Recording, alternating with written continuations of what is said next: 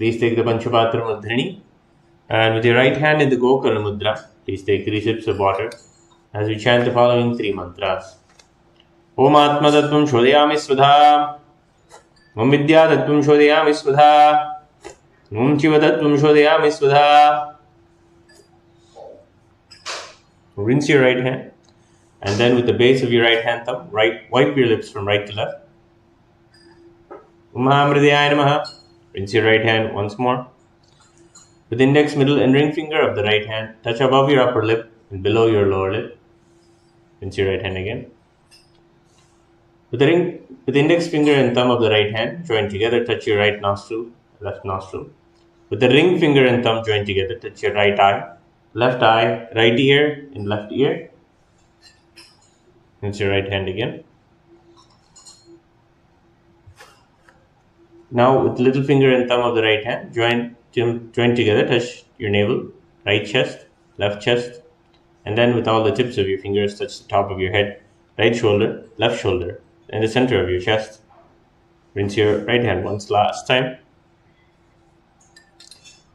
Now, we'll be chanting the Sankalpa mantra.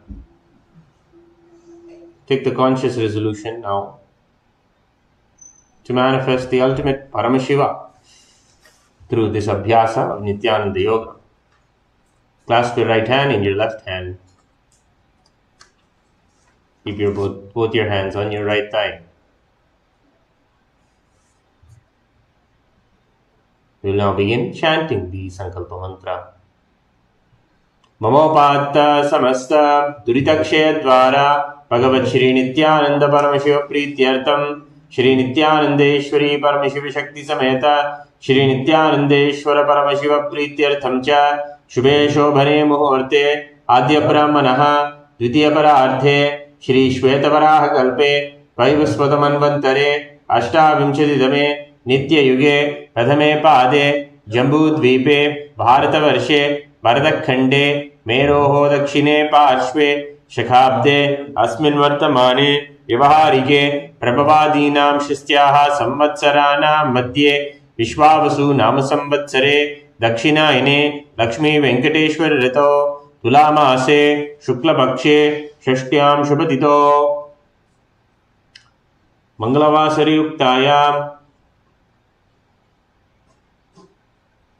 Shubhanakshatra Shubhayoga Shubhakarana Evam Guna Visheshana Vishishtayam Asyam Shubhatito Shri Kailasa Dvadashanta Shyamala Pitharudha Shri Meenakshi Sundareshwara Bhinnaswarupa Parashivaputra Ratnakumara Gurumanyatulyavatara Shri Parvati Stanyapana Labdha Divya Jnana Vishruta Sakala Nigama Kumasara Bhuta Dravida Veda Pravaktre Shrimad Paramashiva Karuna Samadhigata Muktamaya Chaturashriyana Giyamana Chitra Chamara Shri Chunnaka Haladi Samasta Virada Valyalankuda Jnana Vijnana Chakravarti Sarvajana Sangha Satyo Nirvana Diksha Vyapa Varghavarsha Vishrana Jimuta Paramatakala Bhagyasari Shaiva Siddhanta Stapanacharya Shri Rajadhiraja Pandi Maharaja Guru Shabana Shakhyadi Mahandakara Nivarane Jnana Bhanu Vikshana Narhara Dvadochedana Purvaka Shrimad Vrishabhadvaja Stapaka Shaiva Same Kartre Sarvagnya Vitharuda Shri Jagat Guru Shri Jnana Sambandha Deshika Swami Vagisha Sundara Manikya Vachaka Swami Nam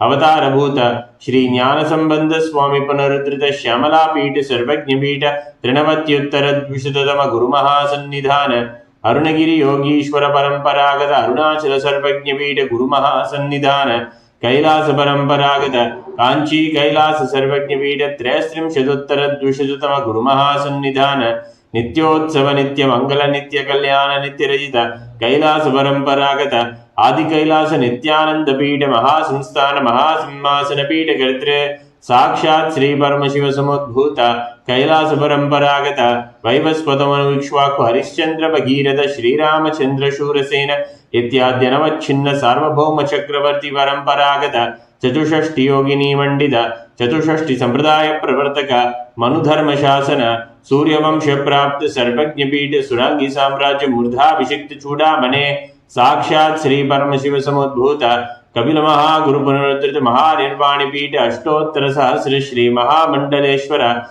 साक्षात् श्री परमशिव समुद्भूत श्री महागणपति समारंभ नवच्छिन्न पीठाधीश्वर गुरु परंपरा प्राप्त अटल पीठ अष्टोत्तर सहस्रतम अष्टोत्तर सहस्र श्री अटल पीठाधीश्वर धर्म मुक्ति स्वर्गपुर स्वर्ण पीठ त्रयोंच गुरु महासन्निधान कैलास परंपरागत आदिपीठ सर्वज्ञ पीठ जगद्गुरु श्री कैलास पुनरुद्धारक श्री कैलास परमाचार्य श्रीमद परमहंस परिव्राजकाचार्य वर्य सच्चिदानंद प्रणव स्वरूप श्रोत्रिय ब्रह्मनिष्ठा श्रीमद जगद्गुरु श्री भगवत श्री नित्यानंद परमशिव श्री ज्ञान संबंध देशिक परमाचार्य स्वामिनां प्रीत्यर्थम तेषां पादारविन्दयोः भक्ति सिद्ध्यर्थम गुरु कृपा कटाक्ष सिद्ध्यर्थम क्षेम स्थैर्य वीर्य विजय आयुरारोग्य ऐश्वर्यानाम् अभिवृद्ध्यर्थम धर्मार्थ काम मोक्ष चतुर्विध फलपुरुषार्थ सिद्ध्यर्थम समस्त दुरितोपशान्त्यर्थम समस्त मंगलावाप्यर्थम भगवत् श्री नित्यानंद परमशिव प्रसादेन सकुटुम्बस्य ज्ञान वैराग्य जीवन मुक्ति प्राप्त्यर्थम पूर्ण आरोग्य युक्त दृढ़ात्रिक योगी शरीर सिद्ध्यर्थम परमशिव शक्ति आविष्करणार्थम नित्यानंद योगाभ्यासं करिष्ये। ओम अभौपस्पृश्य. Rinse your right hand one last time and keep your Panchapatra Mudrini safely aside.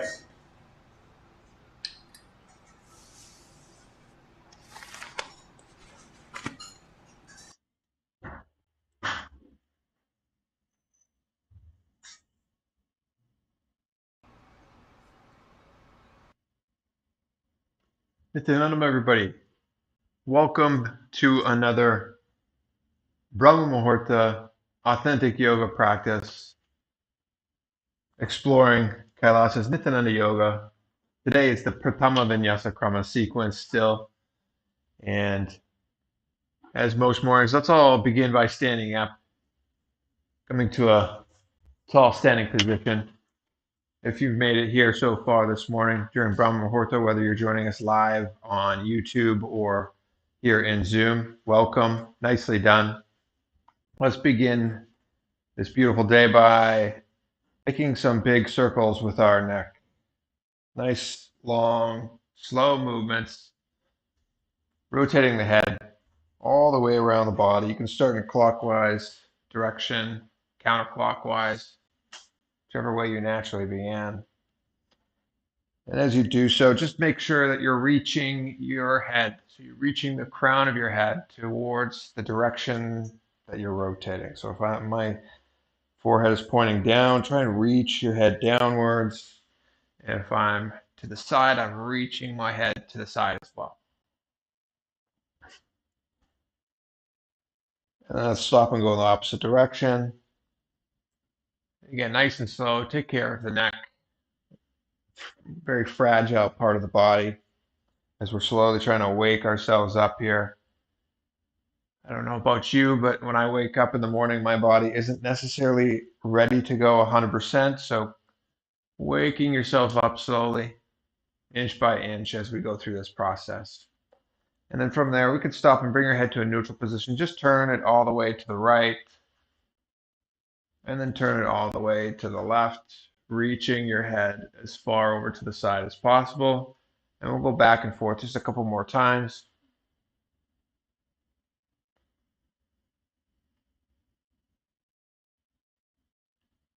Good. And then come to a neutral position. Bring your head tilted down. Bring the forehead towards the ground.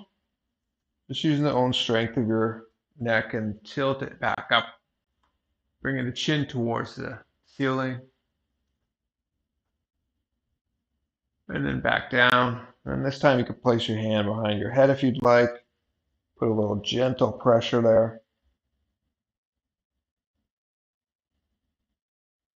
And then release and bring your head and raise the forehead up towards the ceiling. You want to just press underneath your chin or leave your hand on top of your forehead and press down from that direction or press up from the chin. Good, nicely done. Okay, from here, let's move down to our shoulders. We're just going to make some big, nice rotations in your arms. You start nice and wide, go a little bit slow, and then we're going to slowly pick it up a little bit. And then as you pick up the speed, try and tighten that circle a little bit. As you go faster and faster, your circles become smaller and smaller. So you keep your shoulders more engaged throughout this process, and then keep it nice and tight, and then reverse tight. Go in the opposite direction now. Then a little bigger, and a little bigger, and then nice and big again. Okay, and from here we're going to rotate going opposite directions up and down.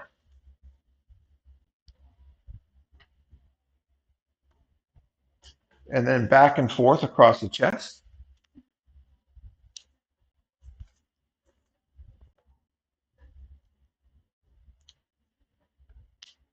And then we're going to try waking up our brain a little bit here. We're going to start from the top position and rotate your hands in the opposite directions.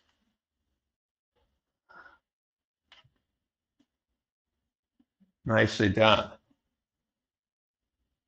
And if you're able to, pick up the speed just a tiny bit. Good. And let's try with the opposite directions now. So the easiest way to start is both at the top, and then just reach one behind, one in front, and then to your sides, one behind, one in front, and then back to the starting position. And just break it down, and then see if you can slowly pick up that speed again. Nicely done. All right. From there, let's just open up our chest and our spine, and you can move side to side, the feet planted. You want to spread your feet out a little bit for better stability, but go through this nice and slow. If you have lower back pain, something very to take a lot of care of here is making sure that you're not over twisting right away. We are trying to warm our body up, so just trying to bring some blood into the areas that haven't been moving for a while. All been laying stationary, whether on your back or your side. Not a whole lot of blood flowing through there. Just twisting side to side is going to be helpful right now. And if you want to increase that twist at the very end, with a little bit of an extra pulse, feel free to do so. Okay, and from there, let's open up our hips. Just nice big circles. Try and keep your balance if you lose it there somehow. Nice big wide circles. And again, reaching as far as you can in whatever direction you're going to. So if you're going to the back, reach your hips behind you. Just start to feel that in your hamstring as you go to the front, reach forward in front of you so you feel that in your hip flexors. So reaching all the way around you. And we'll go in the opposite direction. And again, you feel your body. As we go through this process, really try and keep your awareness internally. You notice the mind starts to grasp a hold of you and you get into a zone of thinking. Just try and bring yourself back to your body and see what you're feeling. Give yourself this opportunity to make sure you're alive, you're awake, and you're aware of where your body is at today. Good. From here, let's bring our feet together and slightly bend your knees. You can place your hands on top of your knees, and we're going to make some circles. You can start nice and tight and then open them up with larger and larger circles.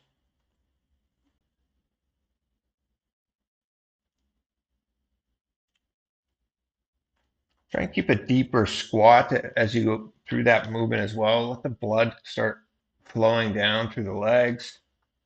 And then we'll stop and go in the opposite direction.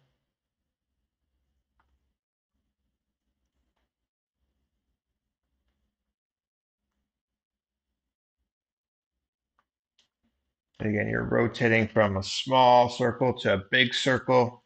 Feel it out. There's no proper way to do this other than seeing what your body needs right now. Good. And then we'll come to a standing position.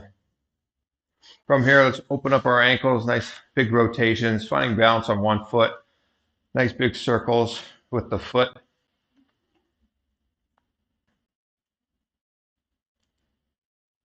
Again, if you start to find that you're losing balance a little bit, just bring your gaze to a single point, single dristy point, and then rotate in the opposite direction.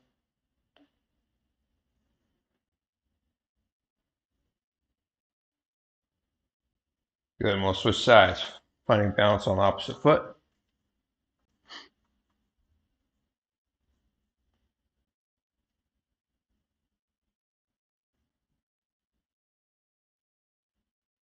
And then rotating in the opposite direction.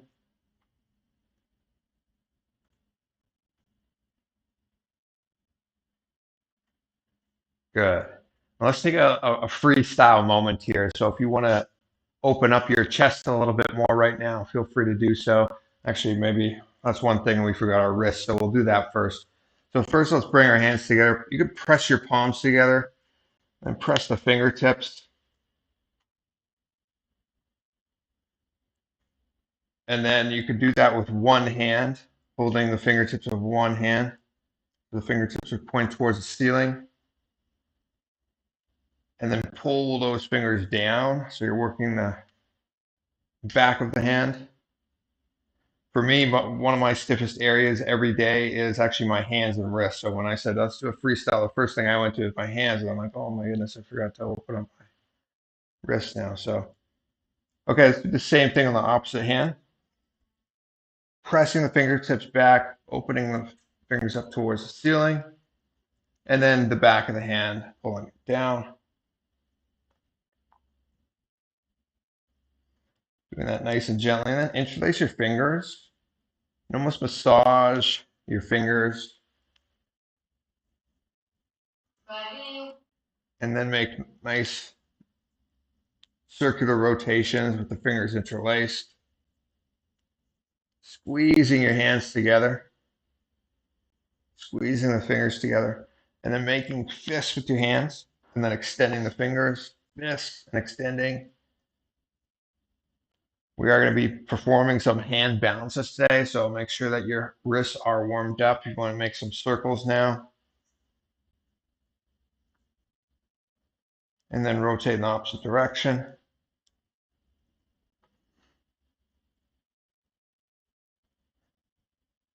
Good. Okay. So from here, we're going to move into our skeleton dance. So while we are performing this, again, just a reminder, two things we're focusing on. Your eyes can be open or closed.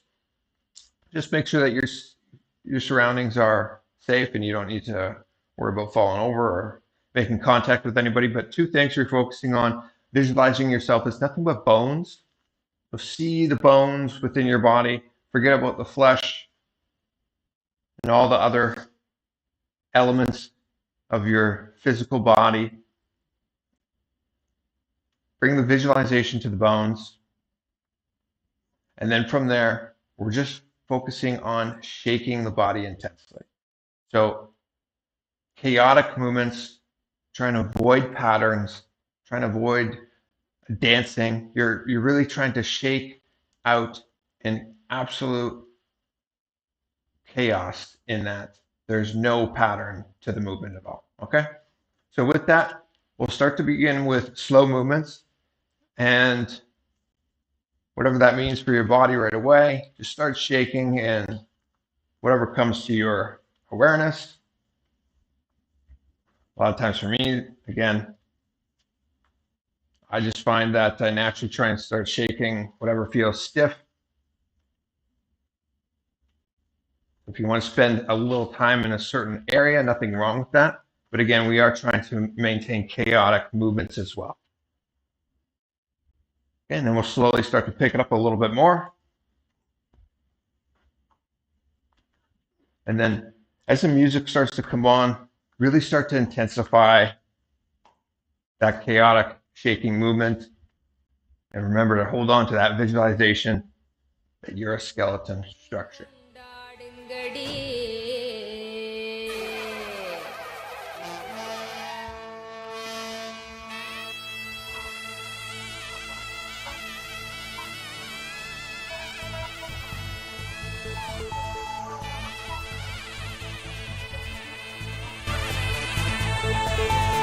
That's it. Shake, shake, shake.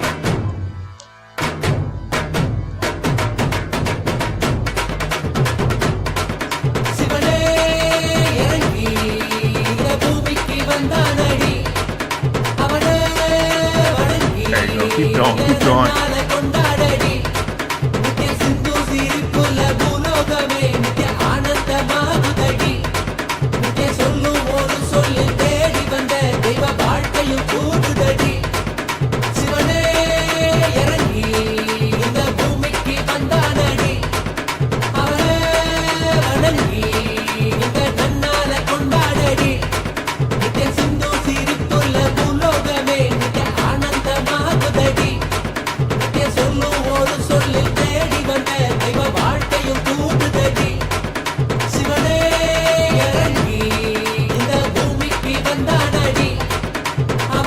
Keep going.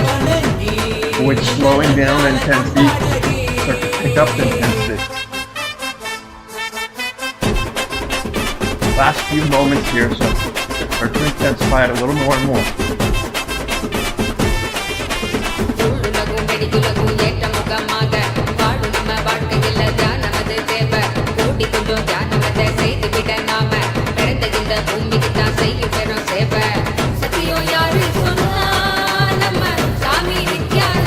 We'll go for another 5, 4,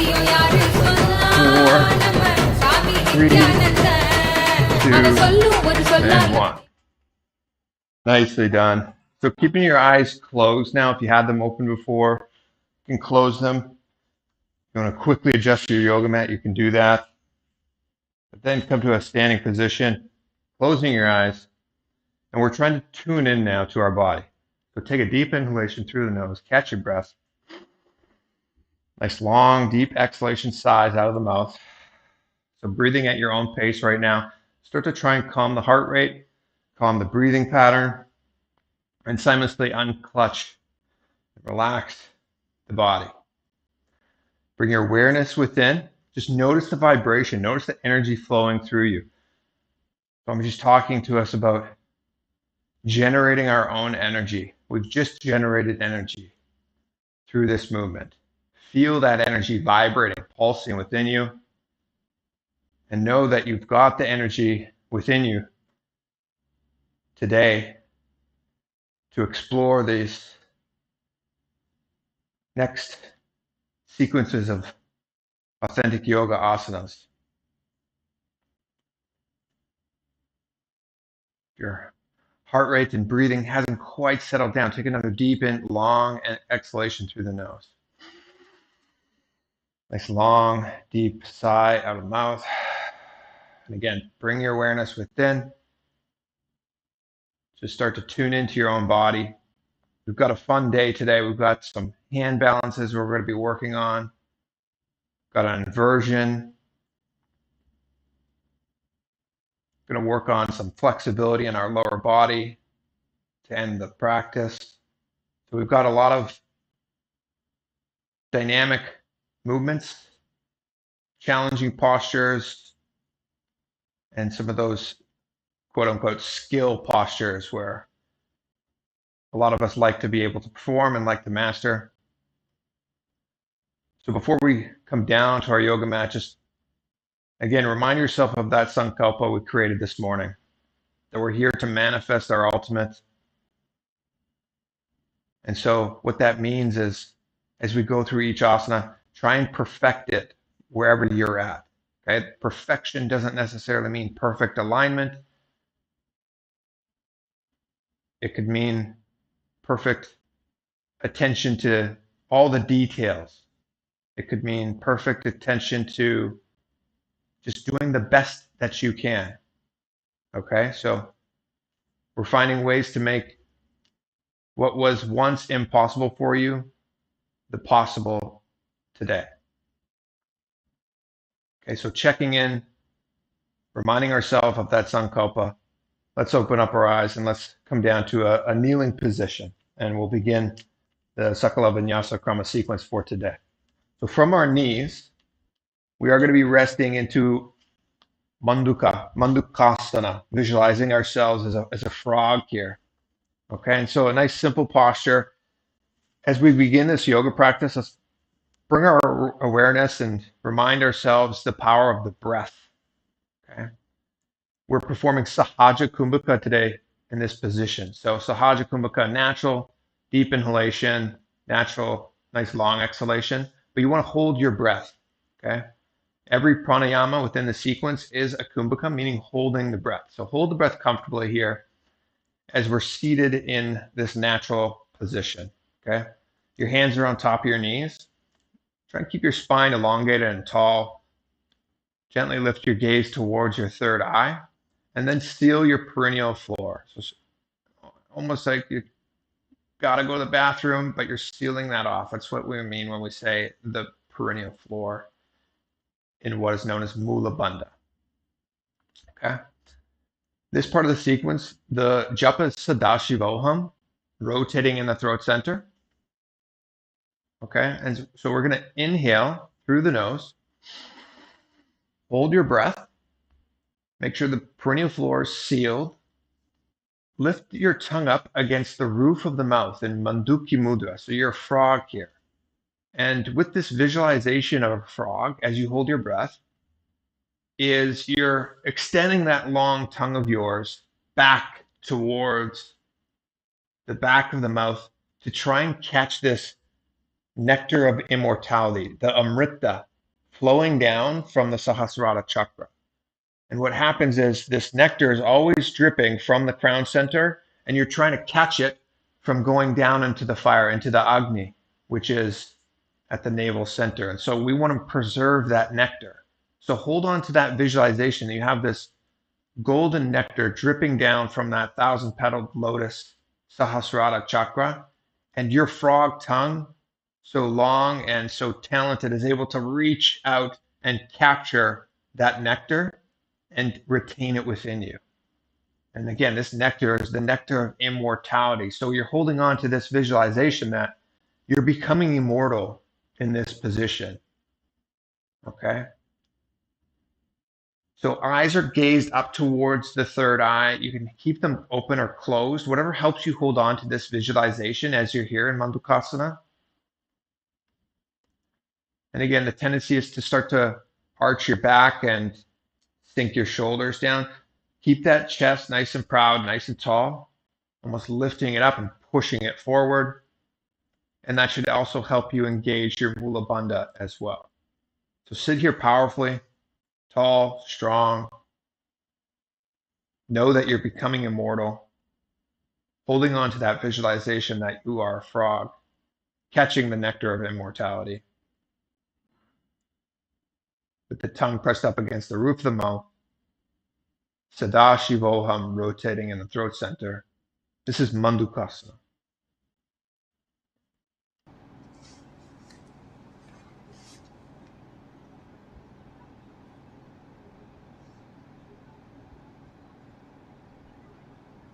पादतलो पृष्ठदेशे अङ्गुष्ठे द्वे च संस्कृते जानुयुग्मं पुरस्कृत्य साधयेन्मन्दुकासनम्. Nice, sit down.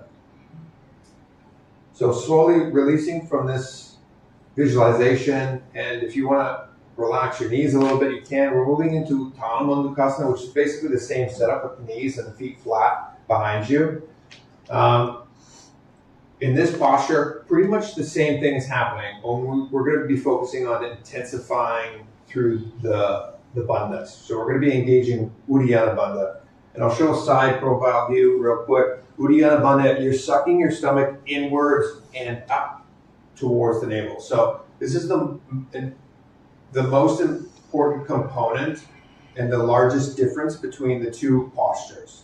There's a slight difference with how you place your arms, but what it naturally allows is for the stomach to come in and up. And so in Mandukasana, Mula Bandha is engaged. Uttana Mandukasana, we're going to be raising our arms, but you're sucking your stomach in and up as intensely as you can.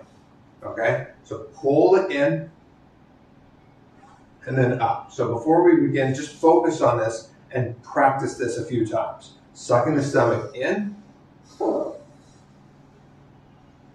and then pull it up at the point where you can't pull it in any further.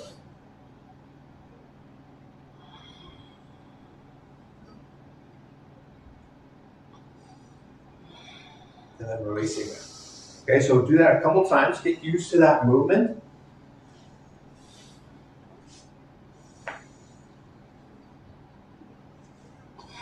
And then let's incorporate the rest of the components as well. So, Uttana Mandukasana.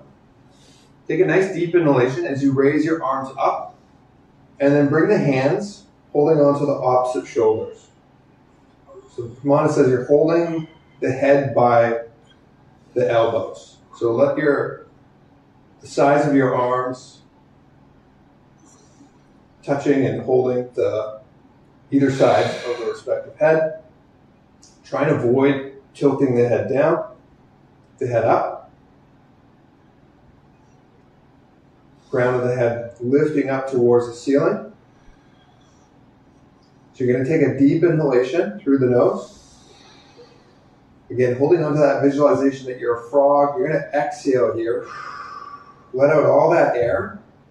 Holding your breath, suck the stomach in and up. And keep that intense hold with the kumbhaka for as long as you comfortably can. When you need to, release and inhale through the nose, nothing wrong. Let the breath settle, and then again, take a deep inhalation, exhale, and then suck the stomach in and up as best you can. Any well-sealed Uddiyana Bandha naturally means Mula Bandha is also engaged. So if you find yourself focusing on pulling the stomach in and up, but you've released Mula Bandha, just bring yourself back to seal the perineal floor as well. And again, we're holding on to that visualization that we're catching that nectar of Amrita dripping down from the Sahasrara chakra using our long tongue of a frog. Keep the gaze up towards the third eye, and Sadashivoham is rotating in the throat center. As the Pramana is chanted, we'll take one last deep inhalation, exhalation. See if you can hold the kumbhaka with an intensely engaged Uddiyana Bandha.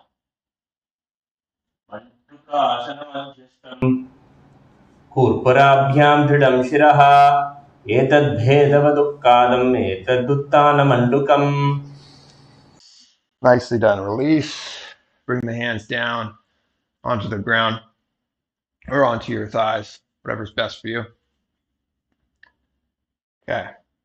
Next, we're moving into Simhasana. So again, we're going to be incorporating another powerful visualization, visualizing ourselves as a lion here. So in a similar setup, you're going to cross your ankles behind you though. That's the only real difference. So leaning onto your hands, releasing your feet, crossing them behind you, and then bringing the hands on top of the respective thighs, just above the knees or on top of the knees, whatever's most comfortable for you.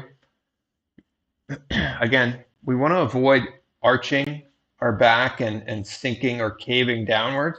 Try and keep our chest tall and almost press forward so you're leading forward with your chest. Okay. The gaze is switched to the tip of the nose here. So in Simhasana, we're trying to release a lot of the gas and a lot of the dead air that's deep within our belly, within our lungs, within our stomach. We're trying to release all of that. And so when you're exhaling, we're going to take deep inhalations through our nose. And you're going to exhale from the base of your being. You're trying to pull all of that toxicity out, whether it's actual physical air or a metaphysical visualization of tension, stress, pain. You're trying to release all of that negative energy out of you. That's what you're trying to exhale with deep exhalations. And so think long, deep exhalations and stick your tongue out as you do so while you gaze at the tip of the nose. And you're doing this with like the ferociousness of a lion. Okay, and so that doesn't necessarily mean you have to be the loudest or sounding like a lion in any way. It's that ferociousness that you're withdrawing all of that energy out of you. So you take a nice long deep inhalation through the nose, and from the base of your stomach, exhaling out of the mouth, sticking the tongue out. And you're gazing at the tip of your nose as you do so, okay? So we're going to repeat this a handful of times. You can do so at your own pattern. I'll continue talking, taking nice long deep inhalations, making sure you're filling up your lungs as much as you can. So make sure you're inhaling as deeply as you can so you can exhale absolutely everything out of your stomach, out of your lungs as possible. And again, reminding to stick your tongue out as best you can, as long as you can, and you're visualizing yourself as a lion, embodying that ferociousness and that intensity as you exhale through this. Okay. Continue moving, holding Mula Bandha. And with each long, deep inhalation, follow it with a nice long exhalation. Let's do this 3 more times. With the japa Sadashivoham rotating in the throat center, this is Simhasana.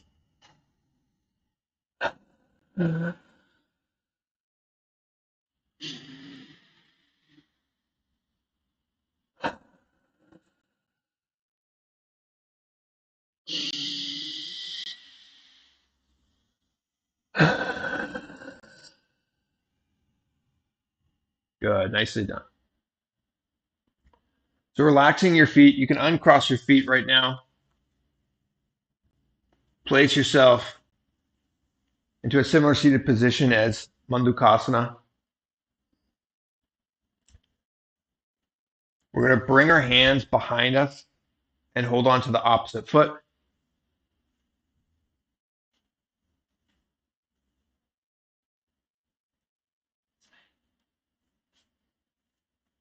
While you're here, your gaze is to the tip of your nose. And we're going to switch. We're going to maintain Sahaja Kumbhaka, taking deep inhalations through the nose. Hold the breath and then switch the bandhas by engaging Jalandhara Bandha, tucking the chin down to the throat towards the chest story, which clinches and seals the throat. So that nectar of immortality that's dripping down from the Sahasrara chakra, we're protecting it from going down into the fire, the Agni, at the navel center by tucking that throat down towards the chest. So seal it nice and tight here. And then when you need to, release and take a deep inhalation through the nose. Okay. And then you're exhaling in Sahaja Kumbhaka. So you're following a nice, comfortable breathing pattern. When you need to inhale and exhale, do so at your own pace. But make sure that you are holding your breath and you're holding it for an extended period of time. Okay. Bring Swamiji into your inner space. And we'll continue this pattern of deep inhalations through the nose. Seal the perineal floor, tuck the chin down towards the chest in Jalandhara Bandha. Holding the breath, gazes to the tip of the nose, Sadashivoham rotating in the throat center. And when I can't hold my breath any longer, I'll exhale. Inhale again through the nose, finding comfort. And then again, when you're ready, at your own pace, deep inhalation through the nose. Seal the perineal floor, tuck the chin down towards the chest, and hold in Bhadrasana. Visualizing Swamiji in your inner space.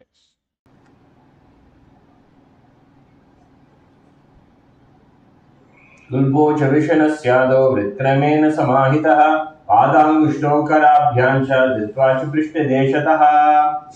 Good, and releasing. We can unwind our hands, bring them flat onto the ground in front of you, and raise yourself up onto the tips of your toes. Should be a nice little release of blood here. Nicely done, just for holding that. Sometimes it's not even easy. Okay, from here, we're going to be moving towards our first hand balance, but first we're going to bring ourselves into a deep squat position. So from the tips of your toes, you're going to bring the feet flat onto the ground with the feet together ideally. Okay? So you're in a deep squat position with the feet flat on the ground. For me, my heels slightly come up off the ground. If your heels come off the ground, nothing wrong with that. But be in a deep squat position. And the goal is to reach your arms around the raised knee and wrap them around your back. Okay? And ideally, you wrap the other arm around and you clasp the hands if possible. So I'm not the best at demonstrating this. It takes a lot of good shoulder mobility to clasp the hands behind you. And if you're not able to reach and do that at the lower base of the spine, you can cheat a little bit and clasp the hands beneath the sitting bones, which will help build that mobility, that flexibility in the shoulders that we're looking for. Okay, so again, the goal is to keep the feet together, heels down on the ground. If they raise up, nothing wrong. And we're trying to reach our arms around those raised knees, clasping the hands behind the back. While you're here, bring the gaze to the tip of your nose. Okay. This is Kakabusandhyasana. So we are visualizing ourselves as a crow in this posture. Sadashivoham is rotating in the throat center, and Mula Bandha is engaged.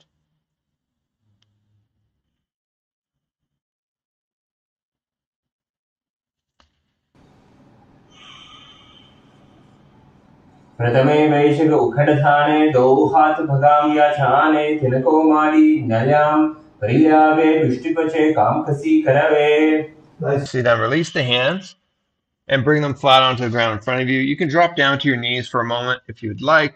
You can come to a seated position if you would like as well. We could shake out our legs a little bit. We've had them bent for a little bit now.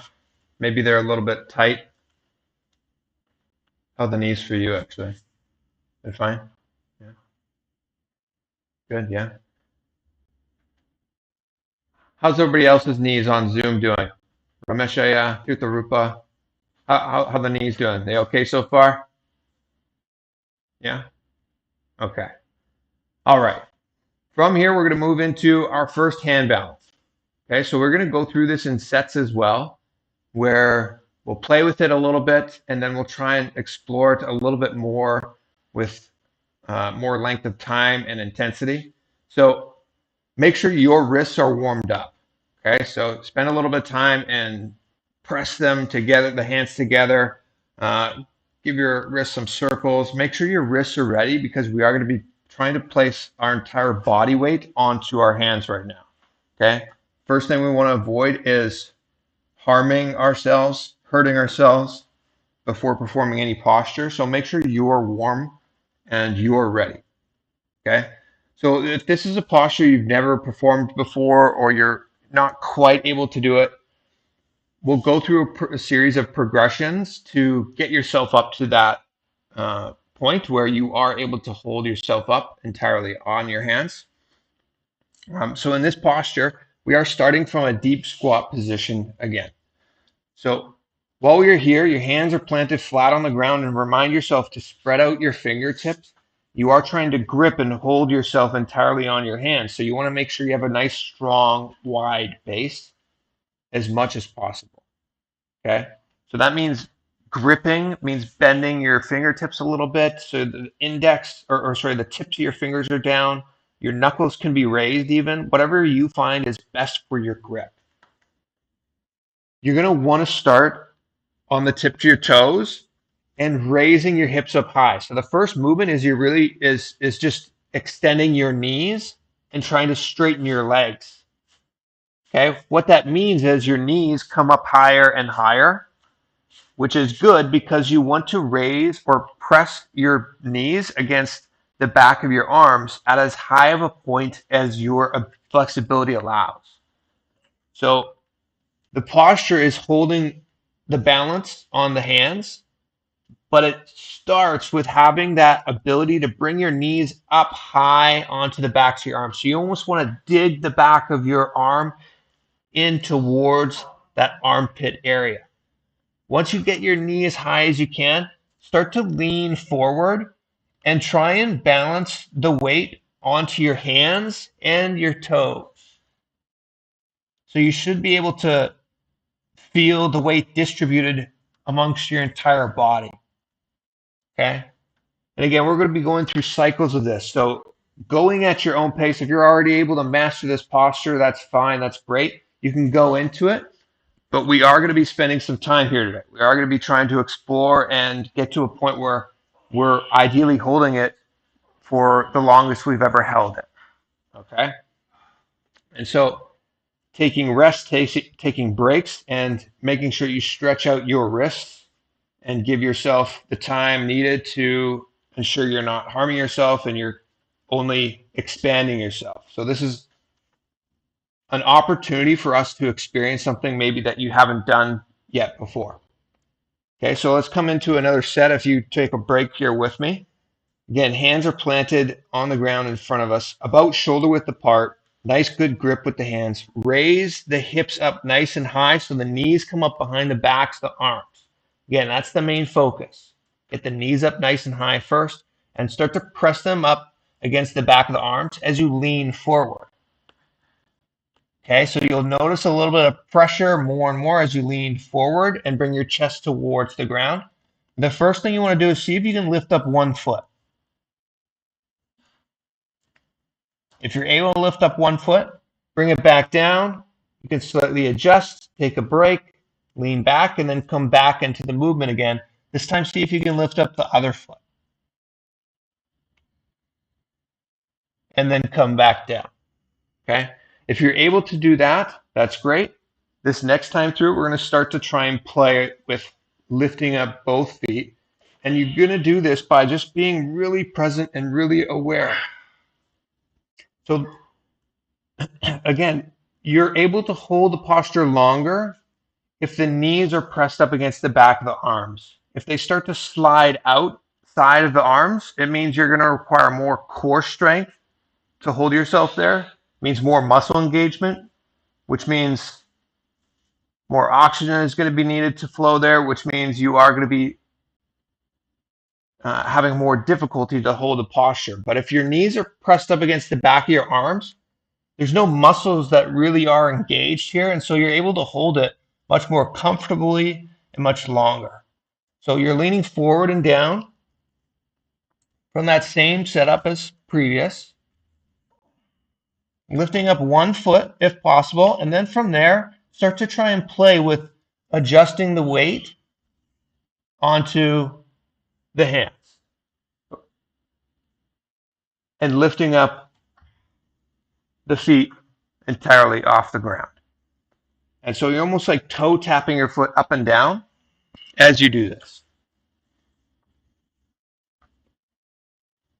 Again, in between sets, make sure you're giving yourself a nice good warm up with your wrists, placing the backs of the hands down on the ground if you'd like. Okay, you can interlace your fingers if you'd like. Give yourself some circles if you would like. Okay. This next time, we're going to try and hold it a little bit longer. And I want you to start to explore and challenge yourself to find that ultimate possibility within you.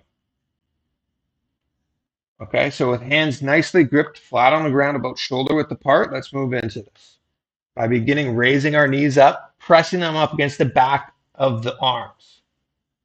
Okay, leaning forward, let one foot come up and then try and find that balance to lift up the opposite foot and then hold yourself in this position. Keep your neck in alignment with your spine, with your back. So try and avoid arching your head at first. Make yourself feel comfortable and just hold. because your knees are pressed up against the back of the arms, there's no muscle engaged in the core, or it's not nearly engaged as if the knees start to slide outside of the arms. And so you're naturally able to hold it longer. And so the energy that requires the balance is focused mostly on finding that stability with the hands, with intensely engaged wrists and forearms. Okay, and then when you're ready, gently bringing one foot down and then the other and rising back up. Nicely done. So for me, when I'm holding that posture right away, when I come down, I want to make sure my wrists are good. I'm squeezing my wrists and I'm rubbing them.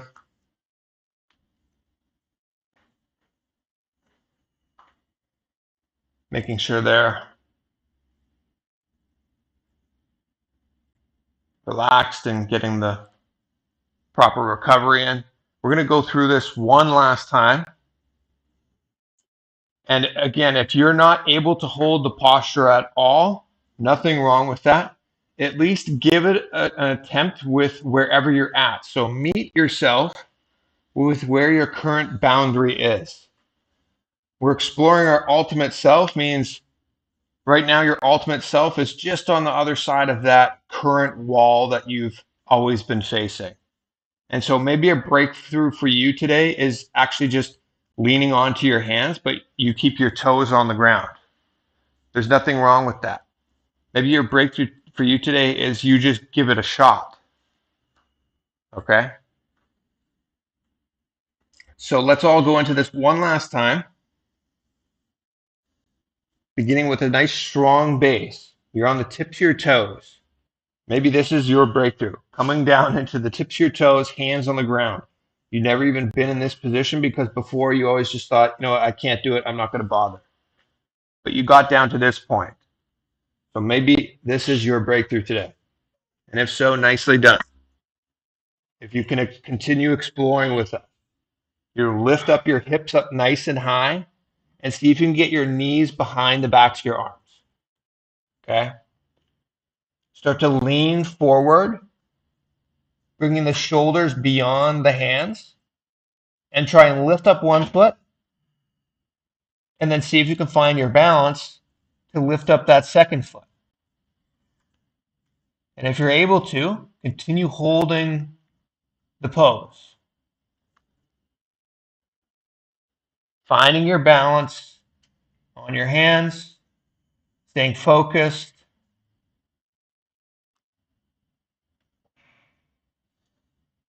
And then when you're ready and needing, bring the hands or the feet back down onto the ground. Okay, this is Kani Pavasana. You're visualizing yourself as a bird. Okay, as the Pramana is chanted, if you want to go through this one last time, feel free to do so. Just make sure your wrists are ready and recovered as we go.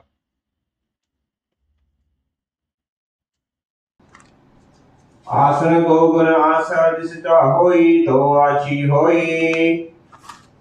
Good, nicely done. Release, you can come onto your knees, relax.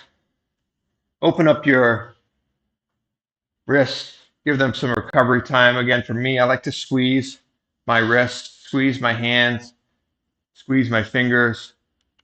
Maybe you like to shake your hands. Do whatever you feel is comfortable and necessary for you to give them the time and space to recover. Make sure they're not getting harmed in any way.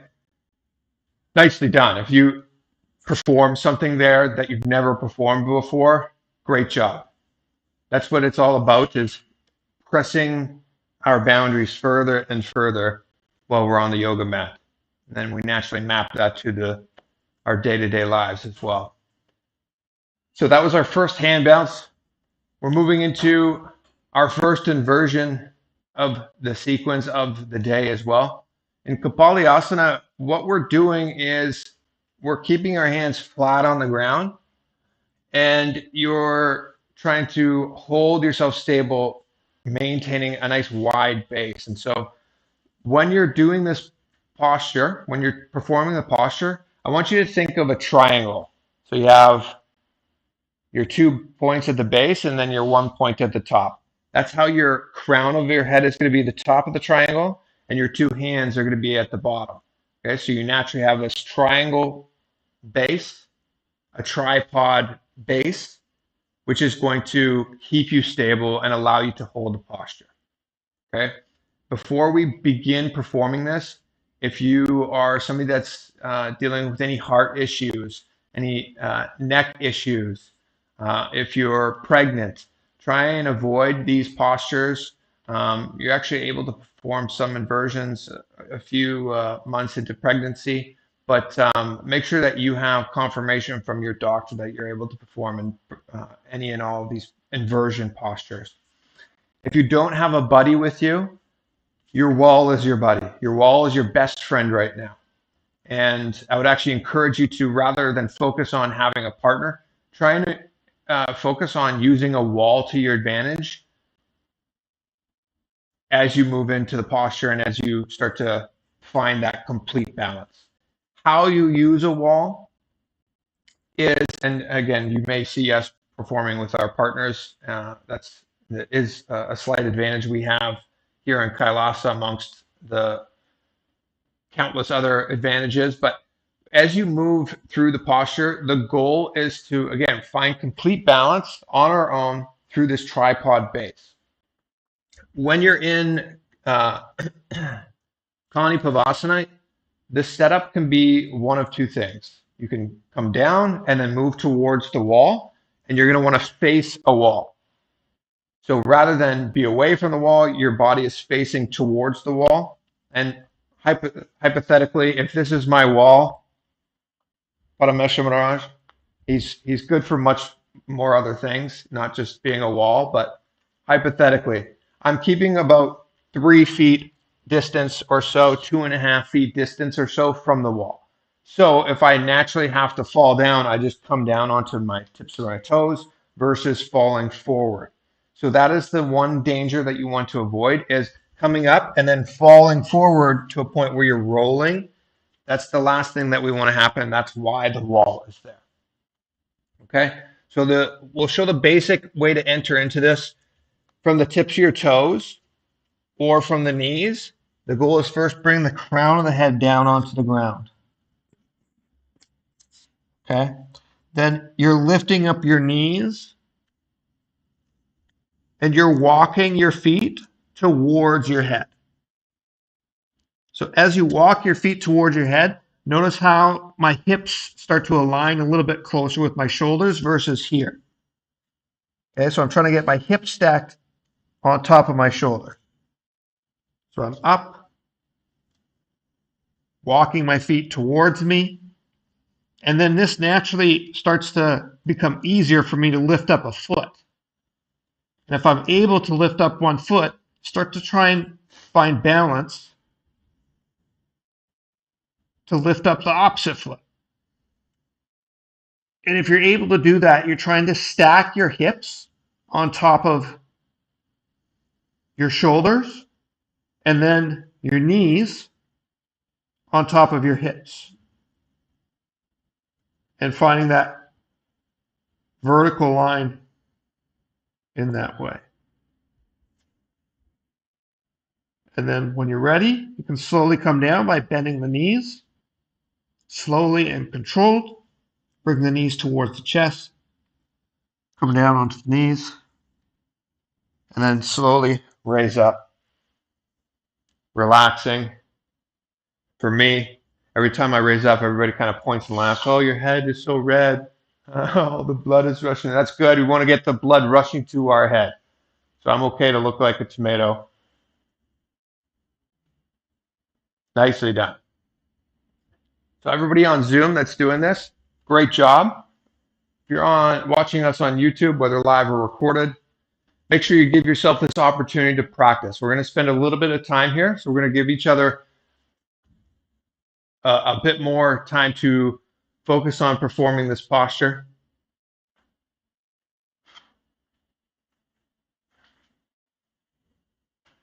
And if you are performing and practicing this with somebody,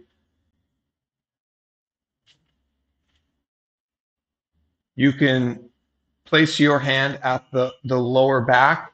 I'm not really holding Parameshwar Maharaj here. I'm just there just in case he loses his balance. Again, the one thing that we want to avoid is rolling onto our back. And so that's why we start by facing the wall, because the wall will protect you in that way. If you are holding a partner, avoid holding both hands. So I don't want to squeeze and hold both his legs, because what that means is he's not in control. I'm in control. And if he wants to come down, he can't. So you can hold somebody's balance by one leg. Okay? And so whether this is a handstand or an inversion such as this, avoid holding both the legs. Hold on to one leg and allow them to maintain their balance. They have the coordination, the ability to keep themselves up. Beautiful, Mirage. Okay, while we're here, visualize Swamiji. Bring him into your inner space. Okay? If you've never performed the posture before, connect with him deeply beforehand. But also know that an inversion doesn't necessarily mean that you need to always get up into a full, complete posture like is being shown around us. An inversion is ultimately anytime the crown of the head, the Sahasrara chakra, is below that Anahata chakra, the heart center. So if you're starting on the crown of your head with your hands flat, and remember that triangle base is what you're looking for. So your hands are below the crown of the head. That's going to help with building that stability and allowing you to hold yourself for longer periods of time. With your toes tucked, if you just lift up your knees and you hold here, maybe this is your breakthrough today. And if so, nicely done. If you want to continue progressing, walk your feet towards you. From this position, if you're not able to lift up one foot and then the other, you can. There's a little bit of a gap that if you just hop up a tiny bit, you're able to hold. There's nothing wrong with that. But that's also why you want to face a wall. Because if you do that little hop, maybe you overshoot it and then you roll onto your back. That's what you want to avoid. That harmful roll over, which could potentially do damage to your neck as well. Okay, so from that crown of the head down on the ground, triangle-based position with the hands, toes tucked, lift up the hips, walk your feet as far as you can towards you. If you want to hop up, you can. If you're able to, engage your core, lift up one foot, lift up the other. Okay, and the first thing that you're doing is you're stacking your hips on top of your shoulders. Knees on top of your hips, ankles on top of your knees.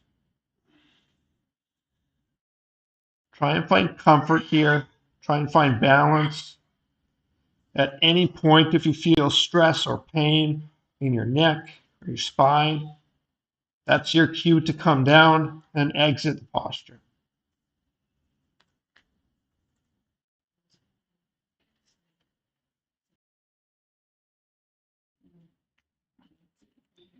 And slowly come down when you're ready.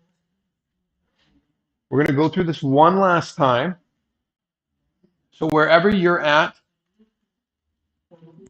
give yourself this opportunity today to explore and expand and get yourself to a level that you've not yet been able to perform in your personal practice. Nicely done, Kailasa, Canada. Using the wall for your safety. The new face there, not sure who that is. I don't know.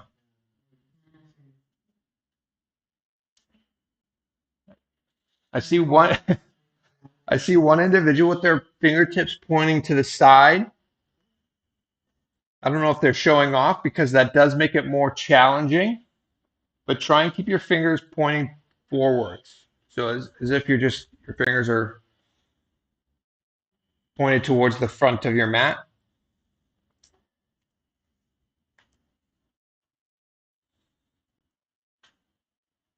Nicely done. Okay, so let's go through this one last time. And as we do so, we'll listen to the pramana being chanted at the same time. So again, try and find comfort in this posture. In every asana, you're trying to find comfort. So not many muscles are actually engaged here if you go through the alignment properly. So beginning with the crown of your head down onto the ground, hands flat in a triangle-based setup.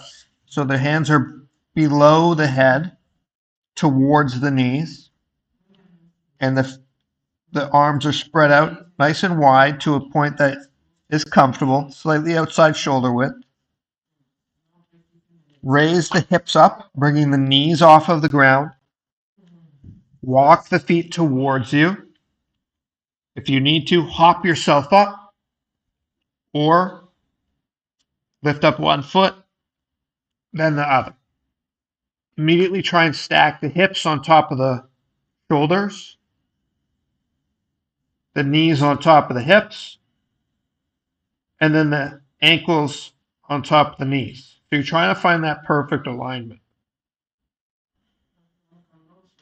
While you're here, you're trying to relax in the posture. So I'm trying to bring as little tension onto my hands as possible while ensuring the crown of my head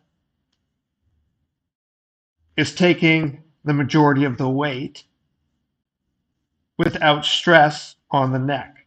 So again, if you feel any stress, any sharp pains in your neck or your spine, that is your cue to exit the posture.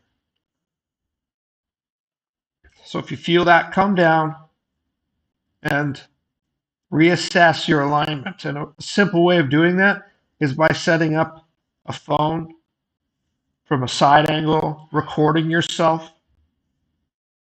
Try and perform the posture, and then take a look at the recording after and see, how did I do? How was my alignment? But just try and bring your awareness within to find that comfort and stability in a posture that may look like it requires muscle strength. It actually requires very little, to the point where you could just hold yourself entirely up on the crown of your head without using your hands at all. शीश शीशा धरती टेकी पगा दो मिलावा ऊचको करे फगथले आकाशी दिसी समरु सुरासे दो हाथ की हथेली दो. Nicely done. Slowly coming down whenever you're ready. Maybe you are already ready. And bring the forehead down onto the ground at first. Allow your upper body to relax and rest onto the forehead. Take a few moments here. If you went through that sequence of practice and explored beyond your previous boundaries, nicely done. Great job. That's what we're here for. If you were holding the posture longer than you've ever held before, nicely done.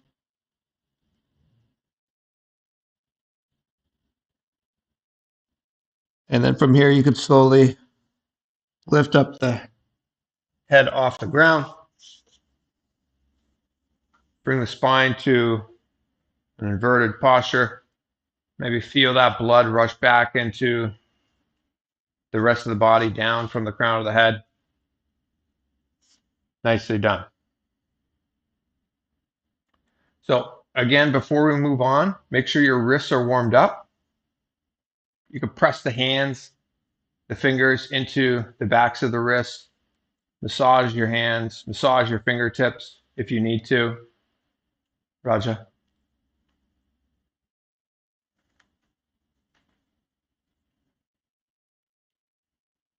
Okay, for me, I like to press my hands. So I'm opening up the back of my hand as best I can.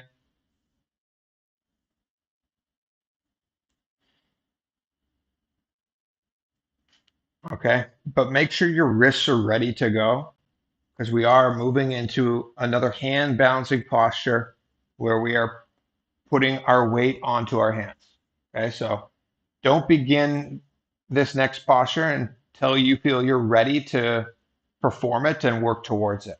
Okay, if you want to squeeze your hands into fists, clenching them and then extending them, the fingers out, squeezing the hands again. Do whatever you feel is necessary for you as we move into this next posture. Okay. So Parshva Mayurasana, a similar setup in that we are on the tips of our toes, but what we're going to be doing is we're going to be twisting our knees to one side. So your upper body, you could basically have your knees facing forward and twist your upper body. The goal is, let's all do this on the same side just so it's easier for breaking down the posture. So I'm twisting my upper body to the right. Okay. And I'm bringing my right hand outside of my thigh. So from the tips of my toes, I'm reaching my left elbow outside of my right thigh. And in order to hold yourself in the posture, the further you can reach your elbow over and down, the better off you are. Okay, so you want to find as much leverage through this posture by getting the elbow as far over onto your thigh as possible. Okay, so again, from a seated position on my toes, reach the left arm outside of that right thigh, and then plant the hand down to the ground. Your right hand should be placed a little bit further away from you. Okay, so the first basic movement to be able to hold yourself here is start reaching your hip towards your right elbow. Okay, so if you reach your right hip to your right elbow, you should be able to rest there a little bit. So your body weight starts to be held onto the elbow. Okay, if you're able to find that leverage and that pressure, then just tilt yourself forward a little bit and see if you can slowly bring your feet off of the ground and play with that a little bit. If you do that and then your left arm slides off of your thigh, that just means and shows the emphasis or the importance on the emphasis of reaching that left elbow outside of that right thigh as best you can. Okay? So with both hands planted flat, your right hand slightly a bit further away, you're reaching your right hip to your right elbow as a point of focus for step one. With that leverage, you then bring your chest down slightly and see if you can lift up your feet off the ground, finding that balance. Okay? So give it a shot with wherever you're at. If you're able to get to that point where the elbow is outside of that right thigh, I have one very attentive student just staring at me. Place the other hand down on the ground. Bring the right elbow in contact with the right hip. Lean forward and then try and slowly extend the legs out now.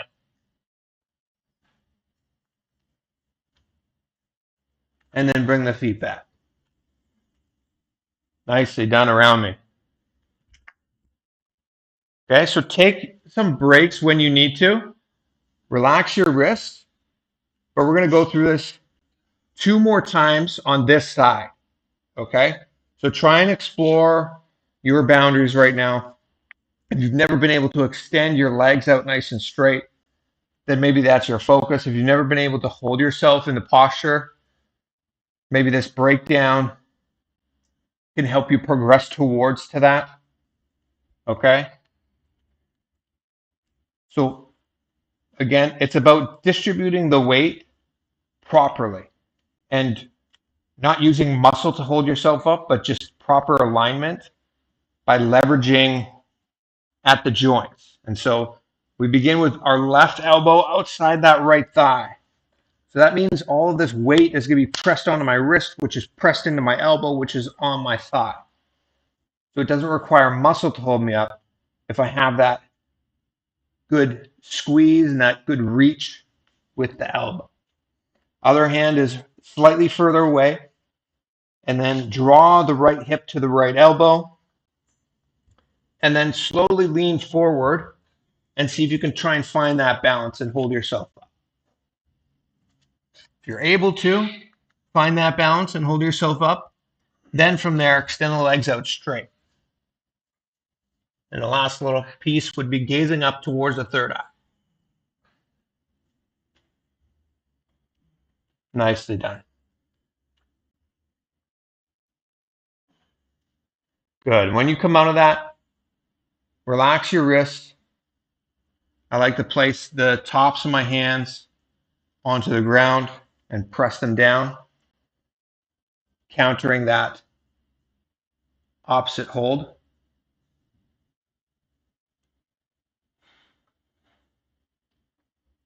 Okay. And then when you're ready, we're going to go through this one last time. And Mayura. So we're visualizing ourselves as a peacock here. So as we may be struggling through this hold and this posture, again, we're trying to find comfort. You're trying to find a sense of serenity almost. Visualize yourself as a beautiful, elegant peacock. Okay, so similar to every asana, try and find that comfort and stability somehow, some way through the challenge, through the struggle.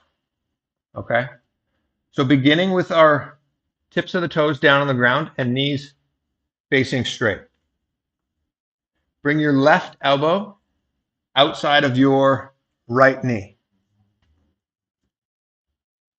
With the left elbow outside of the right knee, reach the right hand slightly further away from you. If you're able to, then you bring contact with the right hip and the right elbow. Try and distribute the weight properly there. And then see if you can lean your chest forward and down, bringing the feet up off the ground. With the feet up off the ground, try and extend the legs out straight to the side.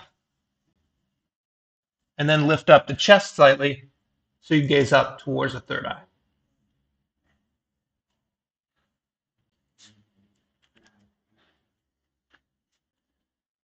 So play with this one more time and then we're going to switch sides.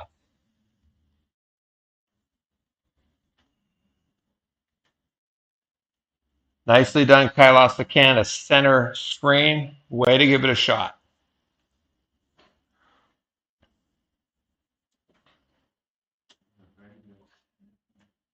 Nice job, Tirtharupa. Good. Good. That was really good. You're shaking no, but I'm shaking yeah. To make that a little bit easier for yourself, your legs were spreading apart. Let the knees stack on top of one another. So you were almost lifting up your knees off the ground. Can you show me just so I can show him? Thank you.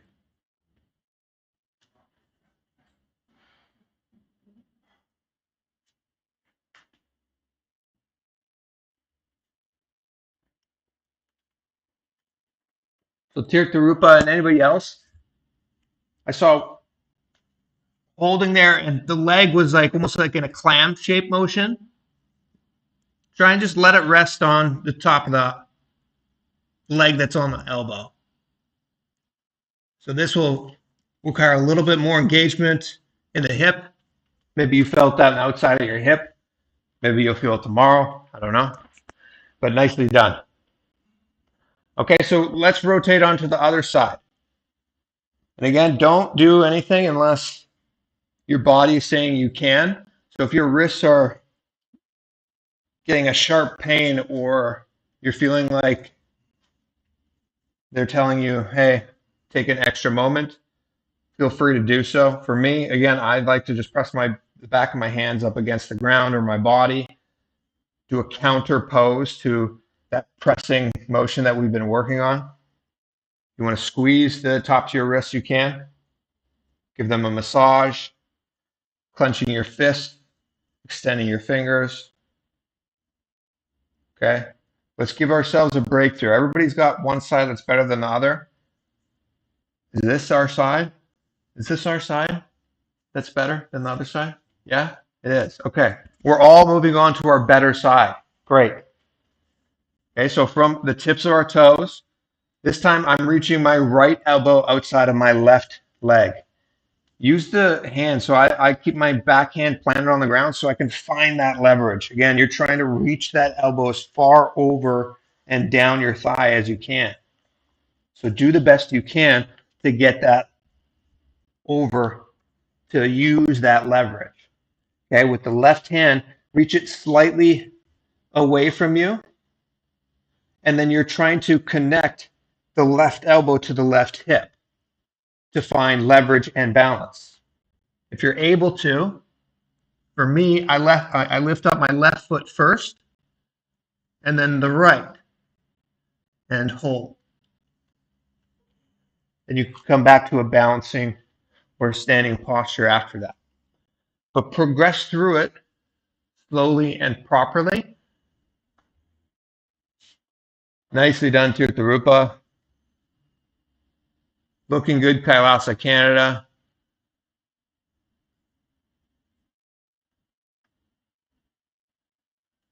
Good.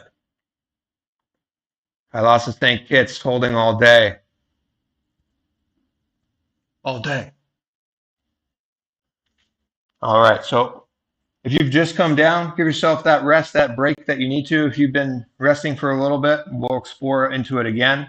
Make sure, again, your wrists are nice and warm, nice and relaxed, ready to go. Working on this opposite side, again, reaching my right elbow outside the left thigh as far as I can, planting the right hand down. Left hand is down onto the ground, reaching the hip, my left hip towards the left elbow, lifting up my left foot to allow that contact to happen a little bit easier, and then gently lift up the right foot after and extend the legs out straight to the side if you can. If you get to that point, try and hold it. Use your core, your oblique muscles to keep that strength, that upper body held up on the ground. Nicely done here. Great job, team.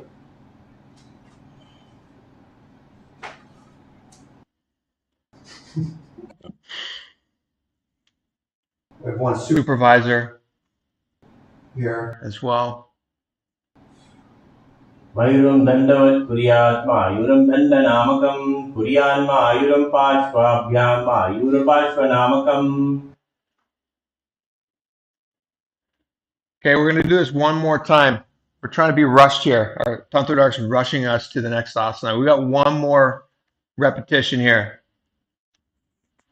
Okay, so give yourself one last opportunity to relax your wrists. If you want to give them a circle, clenching the fists, extending the fingers. What's that? Tantradar wants to demonstrate? Yeah?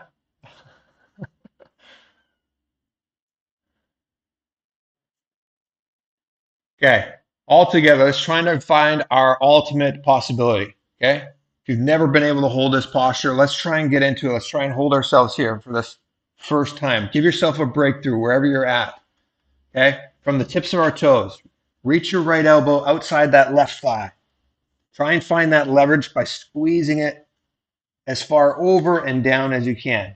Place the right hand down onto the ground. Left hand is a little bit further away from you. Bring the left hip towards the left elbow, and then bring the chest down towards the ground. Find leverage by placing the hip onto the ground. Lift up the left foot first and then the right. Extend both legs out straight to the side if you can, and then lift up the chest even a tiny bit more and gaze up to the third eye. Visualize yourself as a peacock, beautiful, elegant. Hold yourself with grace, balance, and a presence that is otherwise otherworldly. Nicely done. Parshva Myras. Great job, everybody. Again, if you're shaking your head, no. I saw a lot of reasons to shake your head, yes. So give yourself a little internal round of applause there, okay? From this position, relax your wrists. Make sure that you are doing the due diligence necessary to give them an opportunity to recover. Okay, a lot of stress has been placed on them that, again, we don't normally have, but is extremely important to do so. Okay?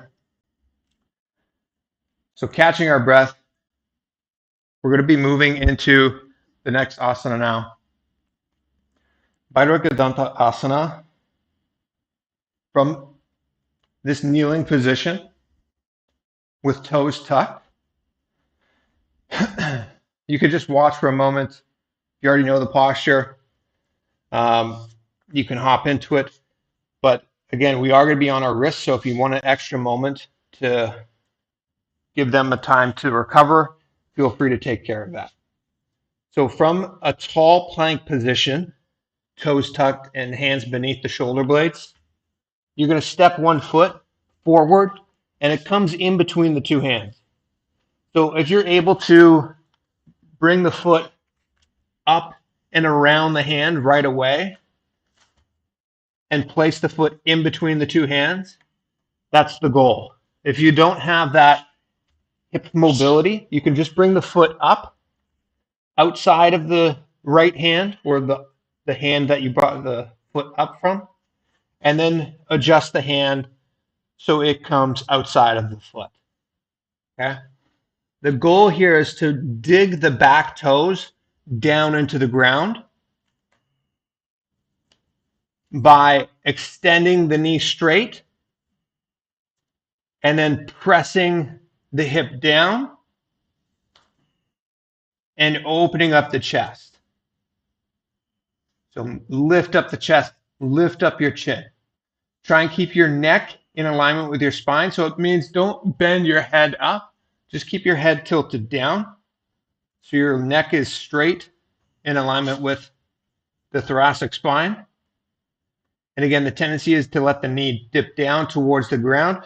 Try and keep the knee engaged and straight and open up that hip flexor of the back foot, which is extended. Bring the gaze to your third eye and visualize Lord Kalabhairava, Bhagavan Kalabhairava in your inner space. Bhairagananta asana. And then drop the knee down, bring the hand through, and extend the opposite knee down. And you can rest onto your sitting bones there. Again, we've put a lot of stress on our hands. If you want to take a moment to make sure they're comfortable and ready to go. If you're full of youthful Balasant blood, maybe your hands are completely fine. You're like, I'm fine, let's go again. Well, I'm youthful too, so let's go. Let's move on. We're going to do the same thing on the other side from a tall plank position. Wrists are beneath the shoulders. So what I mean by that is I'm not reaching far out. My shoulders are directly over top of my wrists. I'm lifting up my knees from tuck toe position. Extend the opposite leg up towards the hands. Bring the foot in between the two hands. And again, we're wanting to feel this in our hip flexor. And the way to do that is by tucking the toes behind you, pressing the knee up by extending the leg straight, and then drive the hip flexor. So visualize pushing down from the hip of the extended leg. So you should feel that stretch naturally. And you can emphasize that more by opening up your chest in the upper body. So rather than keeping my shoulders hunched up towards my ear, they're elongated, and I'm lifting my chest up higher and higher, and I'm digging, pressing that back toe into the ground, keeping the hip flexor engaged. You should feel a nice stretch there. Okay, the tendency is to let the knee drop down. Try and fight that by extending the leg straight. Another tendency is the knee starts to flail out of the leg that's in between the two hands. Try and keep the knee tight and the leg engaged next to the shoulder and the arm. Bring the gaze towards your third eye. Japa Sadashivoham rotating in our throat center. Visualize Bhagavan Kala Bhairava in your inner space. Bhairaganatha Asana.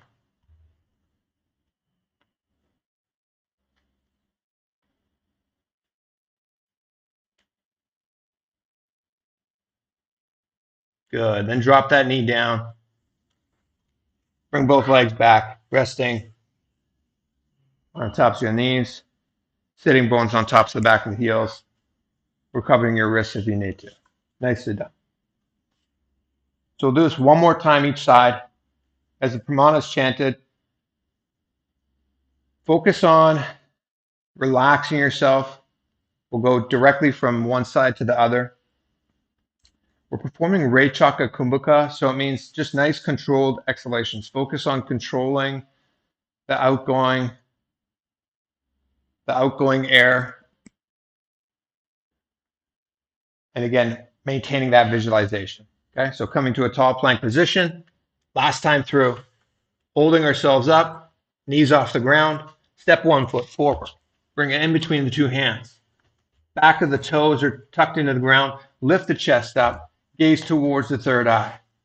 Feel that hip flexor open up. Visualize Lord Kala Bhairava in your inner space. Sadashivoham rotating in the throat center. Right Right away, step that foot back. Come to the tall plank position. Rotate the opposite foot outside and in between the two hands. Keep the hip flexor up, pressing the toes down into the ground. Leg is extended as straight as you can. Open the chest up. Gaze up towards your third eye. Sadashivoham rotating in the throat center. Visualize Lord Kala Bhairava, Bhagavan Kala Bhairava in your inner space. And then step back. Nicely done. Coming onto our knees and relaxing. Nice job. If you want to give yourselves a bit of a release with your wrists, you can do so. We're going to be continuing that challenge with the wrists today. So make sure that they're comfortable and they're ready to go. Before we do that, we've got one last core engagement in Mukha Pitta Asana. Okay, so coming on to our forearms, hands flat onto the ground. Tuck your toes so they're down on the ground.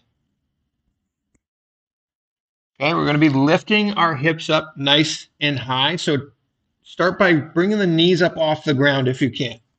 So the first position here is keeping your knees bent. If they're stacked beneath the hips at a 90-degree angle, you're just lifting up the knees off the ground. If you're able to, start to extend the knees straighter and straighter and let the hips rise up higher.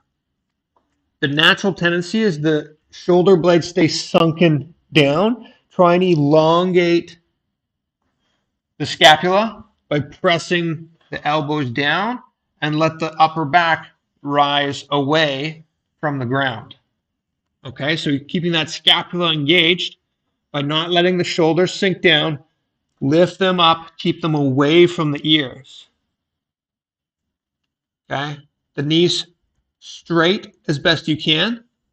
Toes are tucked onto the ground. If this is too challenging for you, you can extend your legs so the toes go further away from you, or you can bring your knees down onto the ground beneath the hips and come to a nice base position and play with the movement of raising the knees up off the ground. Okay, so we're engaging our shoulders quite a bit here, trying to build stability through our shoulders. And then as you raise your hips up higher and higher, it's going to require a little bit more core engagement. So one way to intensify this core engagement is by controlling your exhalation nice and powerfully and deeply, or you can visualize that somebody's about to come up and punch you in the stomach, right? So if somebody's going to come and punch you in the stomach, you're going to squeeze. Oh, I've been waiting for this opportunity, everybody. Yeah. You get an opportunity to punch your lead, always take it. Okay? So squeezing your stomach nice and tight as if somebody's going to come up and punch your stomach. That's the type of engagement you're looking for in Mukha Pitta. Okay? Try and hold a few more seconds here, and then we'll relax. Let's go for another 10, 9, 8, 7, 6, 5, 4, 3, 2, 1. Nicely done. Come down onto your knees. Let your shoulders rest by sitting bones onto the backs of the heels. Keep your spine straight. Relax your shoulders. You can shake out your arms if you need to. We'll do this one more time. These last few asanas, we're going to be putting some stress onto our shoulders. So I think last time I was teaching, it was shoulder day. Again, it is shoulder day. So make sure you're giving yourself a little bit of recovery, shaking yourself out if you need to. Got that youthful blood like us, we're ready to go. Coming into kneeling position with toes tucked, elbows down onto the ground, palms flat. You can start from this strong, stable base, and maybe the first progression for you is lift up one foot off the ground entirely, and just maybe that's the position. Or keeping the toes tucked, lift up your knees and just hold this position with the knees off the ground. If you're able to, drive the hips up high towards the ceiling and let the knees lengthen, straighten them out. Again, avoid letting the shoulders sink down. Try and elongate the upper body so the scapula becomes engaged. That upper back is pressing through the elbows, driving the ground away from you. And then squeezing that stomach. Keep the core engaged as if somebody might come and punch you in the abs. And hold here. Visualize Swamiji in your inner space as you gaze to the tip of the nose in the Mukha Pitta. Punyasto janani hasto chatuspadamavanmukham utthanapithangrivalam khatistalamabhyuka. Knees come down. Gently come to a comfortable kneeling position. Spine vertical. Taking out your shoulders. Let the body relax.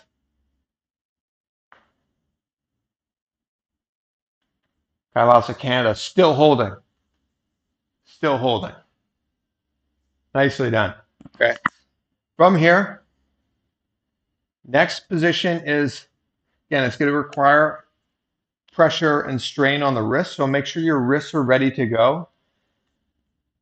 If you're able to hold yourself up, but maybe your wrist is bothering you, or it's a progression actually, but it's a way to take care of your wrist. You can keep your knuckle down on the ground so there's no bend in the wrist versus palm flat with that bend.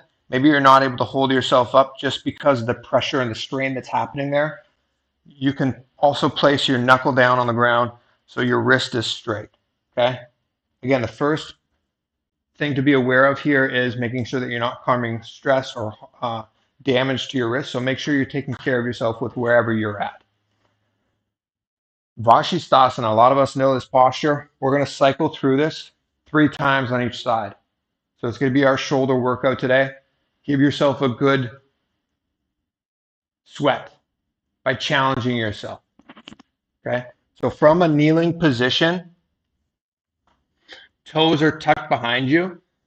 Let's all start with our left hand. Bring your left hand flat onto the ground, and the wrist should be stacked directly beneath the shoulder. So I don't have an extension here where I'm reaching my hand beyond my shoulder. You want to keep your shoulder right on top of your wrist. What that means is there's no muscle that needs to be engaged in holding me here because I've got that natural leverage and the weight distributed properly. Okay? With your right leg, extend it straight and bring the right foot flat onto the ground, facing 90 degrees away from you. I still have my left knee bent and my left toes tucked onto the ground. This may be the posture for you today. And from this position, you can play with how much weight is distributed onto your hand. So right now, I could actually hold this position, but keep no weight on my hand at all. Or I can press all of my weight down onto my hand and gently lift up my left knee. Okay, if you're able to lift up that left knee, there's no strain on the wrist, and you've got that balance or coordination, bring your left foot back behind you. And there's 2 ways of performing this. First, you can keep your back feet so they are toes behind and in alignment to one another. This keeps a further base, which means the balance becomes easier. Or if you want to engage your hips a little bit more, make it a little bit more challenging for the stability in your shoulder, stack your feet on top of one another. Wherever you're at, whether it's this position, the toes one in front of the other, or the inner knee down, the goal is to keep that left or the right hip rather raised up. So avoid letting that hip sink down. Keep the hip up nice and high. And then see if you can bring your hand up straight up. And then to come out, bring the left knee down and bring the right foot towards the other and relax. Nicely done if you're able to hold that. Again, we're going to cycle through this 2 more times on that side, and we still got 3 times on the other. So give yourself that opportunity to rest if you need to, and stretch out the wrists as well. This time, our right hand is coming down onto the ground. Okay, so from a 4, I'm blanking here. From a position on all 4s, right hand comes down onto the ground, wrist stacked beneath the shoulder. Extend the left foot out, keeping the foot flat on the ground, toes pointed away. You can keep your right knee down if you'd like, or if you're able to, extend that foot back and keep the toes either behind the heel or stack the feet. Open up your chest, rotate, and then try and keep the hips from sinking down, lifting them up. You'll notice that the obliques become more engaged here. And then the final piece, see if you can extend your arm straight up towards the ceiling. Turn your head and hold in Vashisthasana. And then release and coming down. Nicely done. So again, wherever you're at, whether it's with a knee down, the feet one in front of the other or the feet stacked. Make sure you're challenging yourself. Give yourself that opportunity to go to the next level. If your knee is down, maybe that means you're just distributing your weight a little bit differently. So it's more so on your wrist versus the knee. And maybe you're playing with trying to get your feet stacked on top of one another. Okay?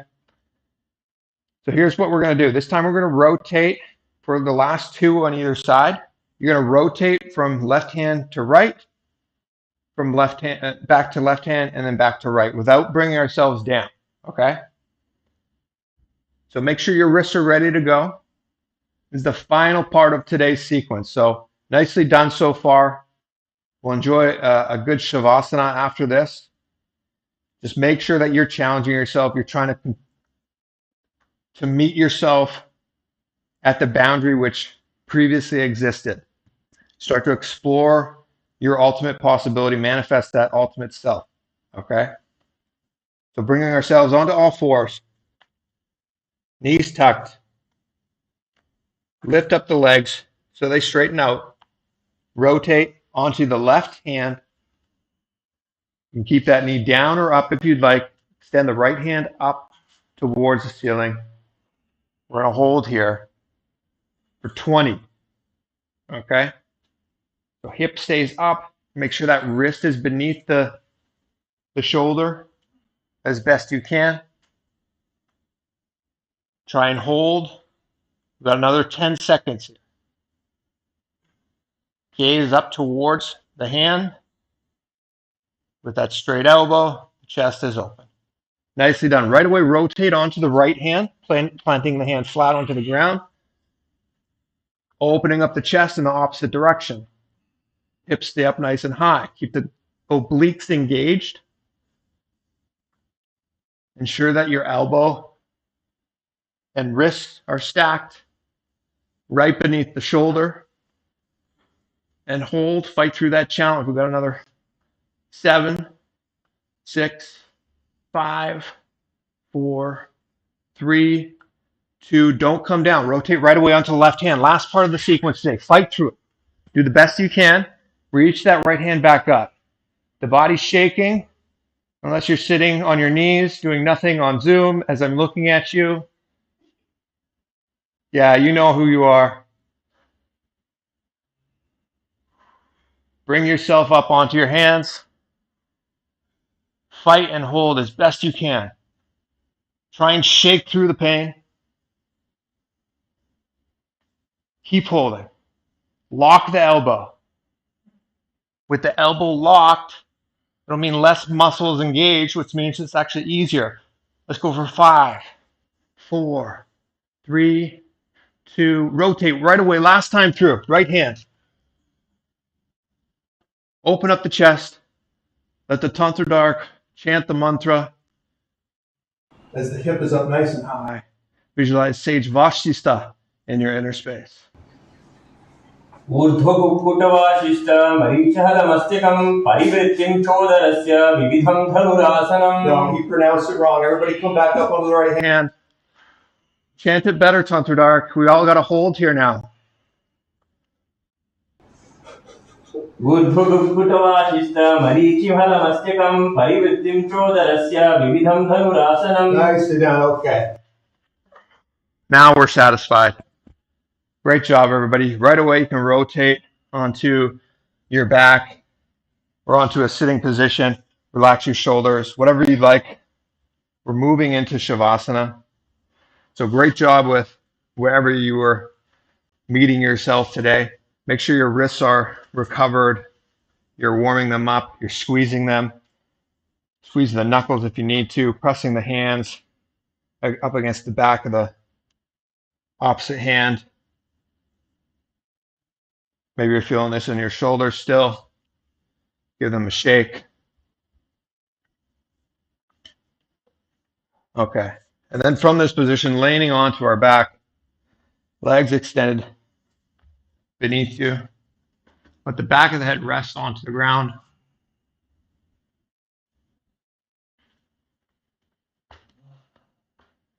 Back of the hands rest onto the ground as well, palms facing upwards. Let the feet blade out naturally. Adjust as you need to here, but get ready and prepare yourself to be in a space where you're completely unclutched from the physical body. So no more physical movements, no scratching, no twitching. You're avoiding all movement. And that natural tendency of wanting to move and to adjust, as we unclutch from that, that'll also help us unclutch from the same activity within the mind. So let's start by taking a deep inhalation through the nose, as long and as deep as you can. Then exhale, nice deep sigh out of the mouth. Relax and unclutch. Disengage from the body. Let the shoulders relax, let the elbows relax.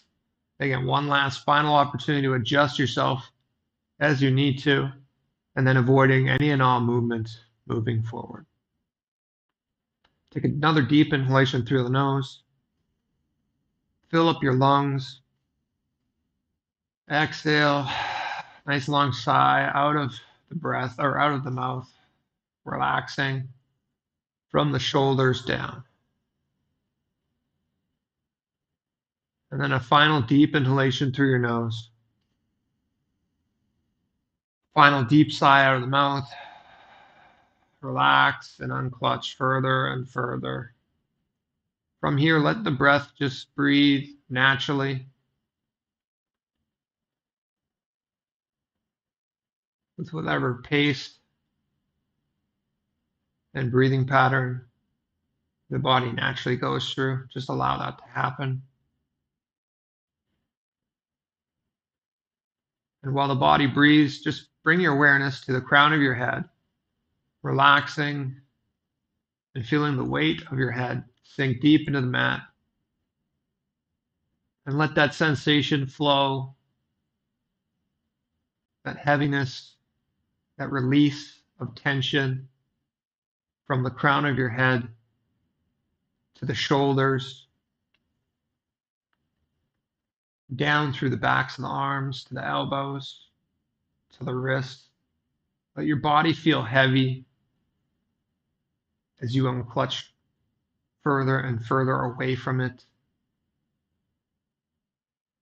Let the upper body relax, the hips weigh down through the ground.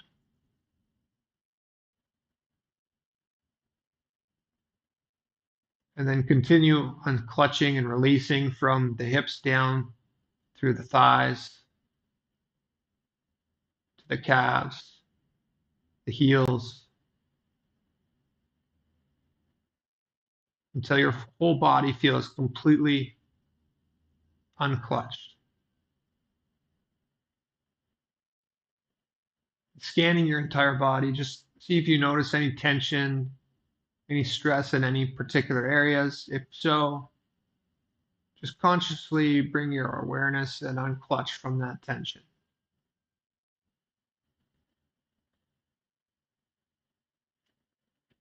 And we're going to engage one last time, Mula Bandha, pulling the Kundalini Shakti, whether with your visualization or you metaphysically feel it. Pull the Kundalini, the energy from the base of the spine all the way up through towards the crown of the head, piercing the 6 chakras. And then unclutch, completely relaxing, disengaging from the body in Shavasana.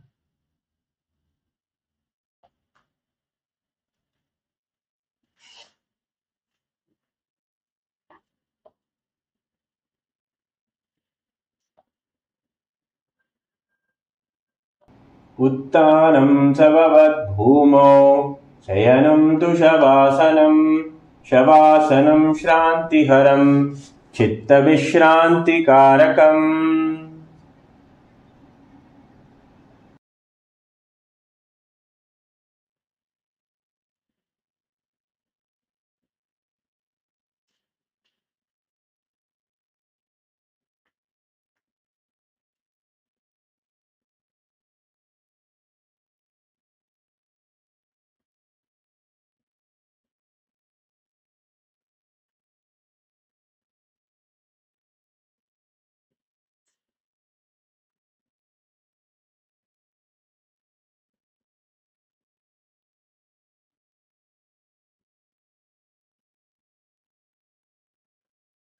Good. And as we slowly start coming back into the body, do so by wiggling your fingertips and your toes,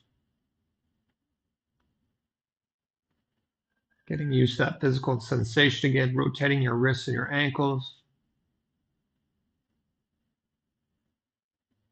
And as you notice how light and refreshing you feel, start to bend your elbows and your knees. Bring your feet flat onto the ground.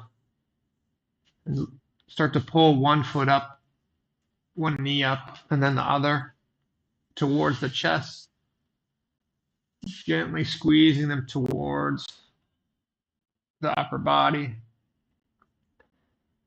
And then lifting up the back of the head off the ground. Bring the forehead towards the knees. Squeeze yourself into a ball. Rock yourself back and forth, side to side.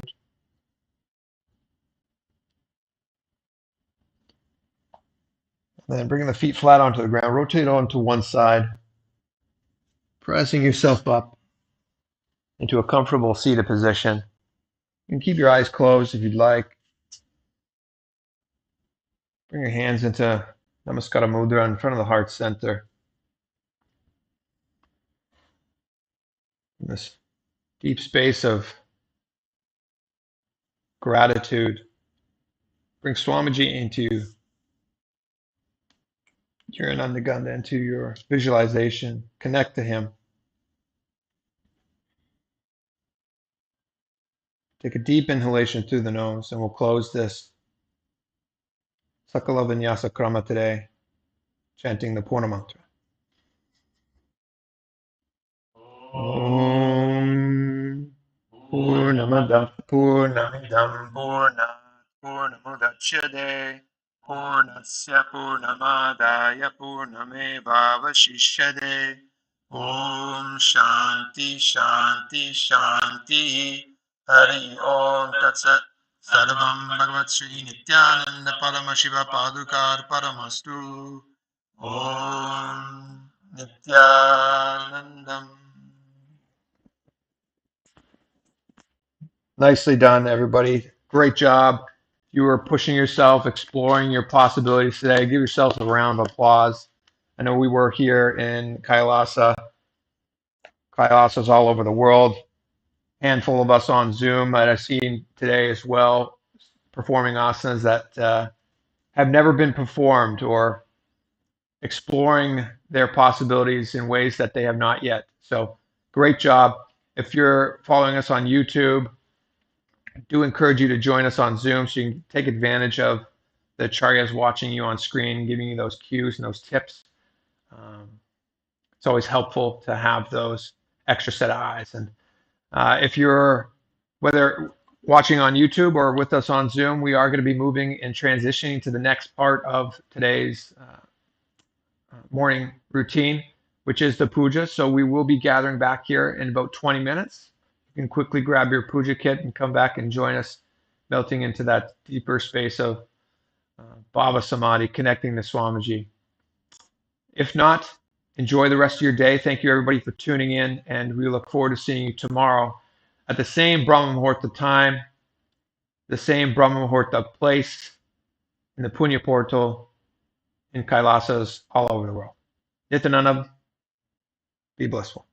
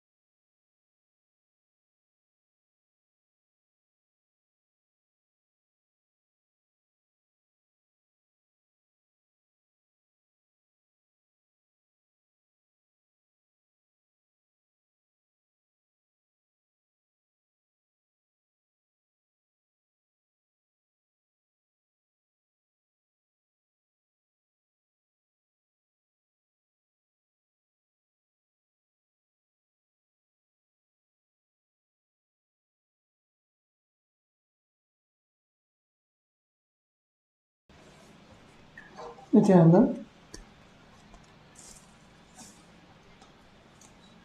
Welcoming all the Kailasa Vasis, participants, and everyone else to the Pada Puja and Parmashiva Puja. Let's all be seated. Please make sure that you are in the Tirumula Varkavedam, in the traditional Hindu attire. Please make sure that you have your puja kit in front of you. Please make sure that you have the vibhuti in all the 16 places. Please make sure that you have the flowers, water, naivedyam, dhupa, deepa, and water. Have all the puja items in front of you.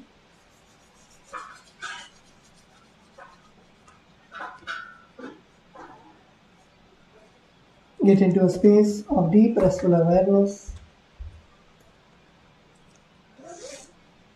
Inhale and exhale. Visualize Swamiji's presence in your Anandagandha, in the Guru Padukas, in the Atmalinga.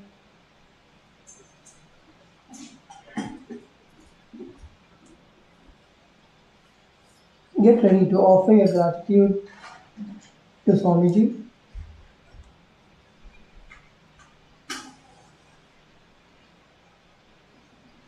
Use the time of the puja to connect with Swamiji.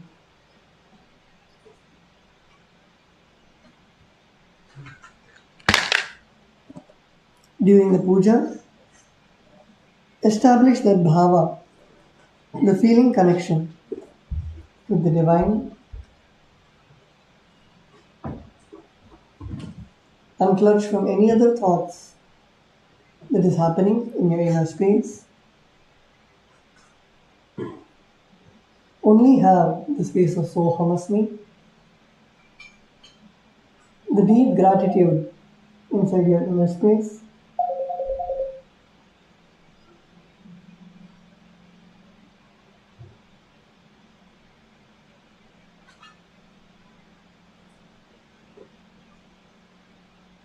With that, let us now begin the Pada Puja with the declaration.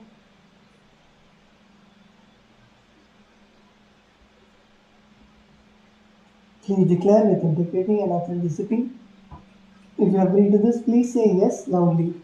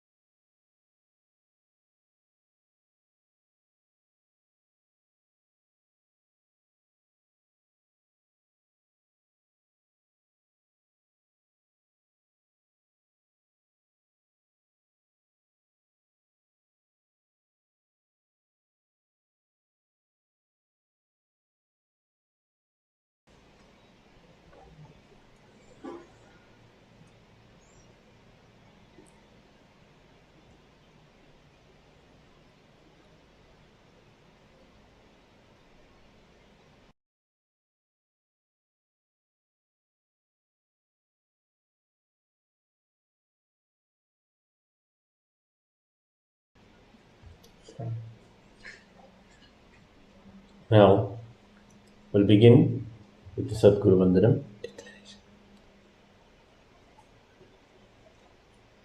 If you agree to the following statements, please say yes loudly. I authentically cognize, which is internally process, understand, and declare the truth. Cosmic energy exists. Yes. I authentically cognize, which is internally process, understand, and declare the truth, that the Supreme Pontiff of Hinduism, Bhagavan Sri Nithyananda Parameshwara, Nithyanandeshwari Paramashiva Shakti, Nithyanandeshwara Parameshiva, the Guru Paduka and the Atmalinga are the Chinmaya Vigrahas. the embodiment and representation of that very cosmic energy. Yes. I authentically cognize, internally process, understand, and declare the truth that whatever I offer in the Pratiksha Pada Puja and the Paramashiva Puja to the Guru Paduka and the Atmalinga will reach the cosmic source of energy directly. Yes. I authentically cognize, which is internally process, understand, and declare the truth of Sohamasmi. That even when I worship, I am Him. Yes. We'll begin the Sadguru Vandanam. Now, please take some flowers in your hands. Hold your hands in the Atmanjali Mudra. Offer the flowers at Swamiji's feet at the end of the mantra.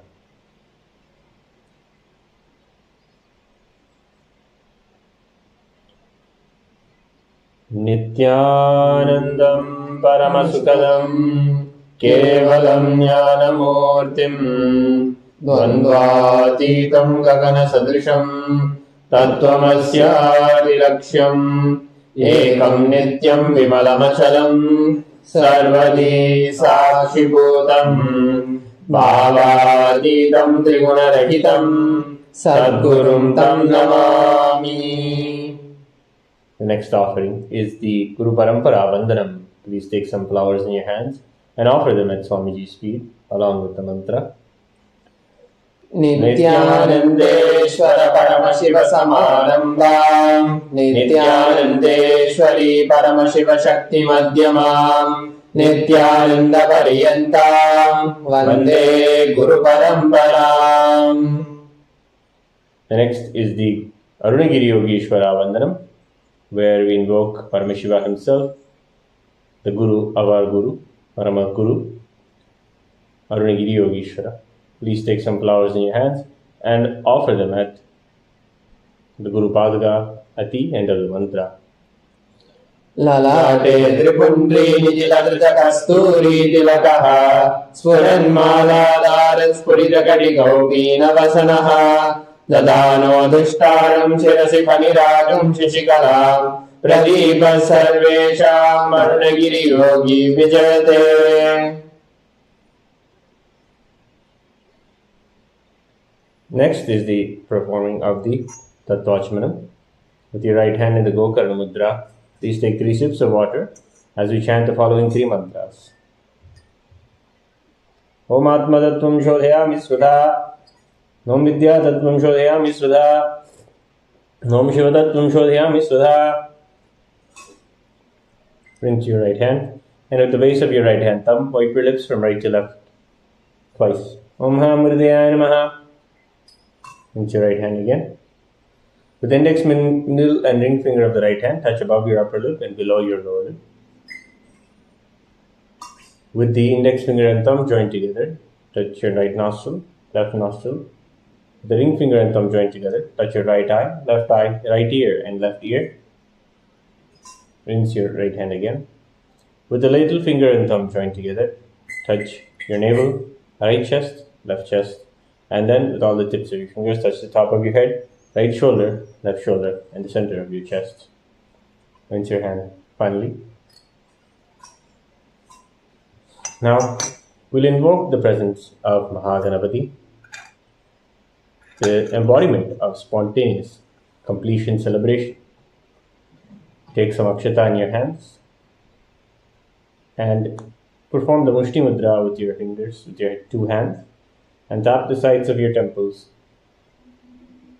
5 times as we chant the following mantra.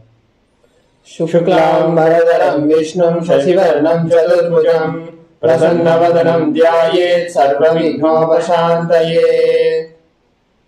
We'll now perform pranayama with your continuing to hold the akshata in your fingers. Close your right nostril with your thumb and inhale through the left nostril. Close both your nostrils with your ring finger and thumb and hold your breath. Closing your left nostril with your ring finger, exhale. While you do this 3 steps of pranayama, we'll be chanting the Samhitanam mantras 3 times. Please begin. Om Hom Ishana Murtaya Namaha, Om Hem Dadpurishavaktiraya Namaha, Om Hum Magordaya Namaha, Om Him Vamadevakya Namaha, Om Ham Satyajat Murtaya Namaha, Om Ham Hridaya Namaha, Om Him Shirsaya Namaha, Om Hum Shikan Namaha, Om Hem Kavcha Namaha, Om Netrebhyo Namaha, Om Mahastraya Namaha, Om home ईशानमूर्ताय नमः। ओम ह्रीं तत्पुरुषवक्त्राय नमः। ओम home गौरदेयाय नमः। ओम ह्रीं वामदेव्याय नमः। ओम हम सज्जोजातमूर्तये नमः। ओम आमृतेयाय नमः। ओम ह्रीं शीर्षे नमः। ओम हुं शिखाय नमः। ओम ह्रीं कवचाय नमः। ओम होम नेत्रेभ्यो नमः। ओम अस्त्राय नमः। ओम होम ईशानमूर्ताय नमः। ओम ह्रीं तत्पुरुषवक्त्राय नमः। ओम होम गौरदेयाय नमः। ओम ह्रीं वामदेव्याय नमः। ओम हम सज्जोजातमूर्तये नमः।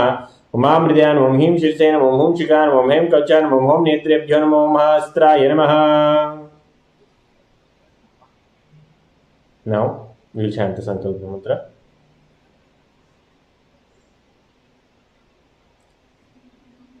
Clasp your right hand in your left hand. Keep both your hands on your right thigh.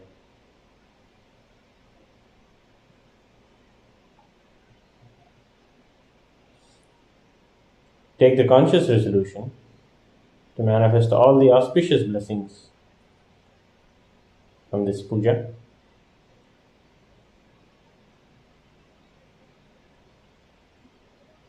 मोपात्त समस्त दुरितक्षय द्वारा भगवत् श्री नित्यानंद परम शिव प्रीत्यर्थम श्री नित्यानंदेश्वरी परम शिव शक्ति समेत श्री नित्यानंदेश्वर परम शिव प्रीत्यर्थम च शुभे शोभने मुहूर्ते आद्य ब्रह्मणः द्वितीय परार्धे श्री श्वेतवराह कल्पे वैवस्वत मन्वन्तरे अष्टाविंशतितमे नित्ययुगे प्रथमे पादे जम्बूद्वीपे भारतवर्षे वरदखण्डे मेरो दक्षिणे पार्श्वे शखाब्दे अस्मिन् वर्तमाने व्यवहारिके प्रभवादीनां षष्ट्याः संवत्सराणां मध्ये विश्वावसु नाम संवत्सरे दक्षिणायने लक्ष्मी वेंकटेश्वर ऋतौ तुलामासे शुक्लपक्षे सप्तम्यां शुभतिथौ मंगलवासरयुक्तायां उत्तराषाढ़ा नक्षत्र धृतियोग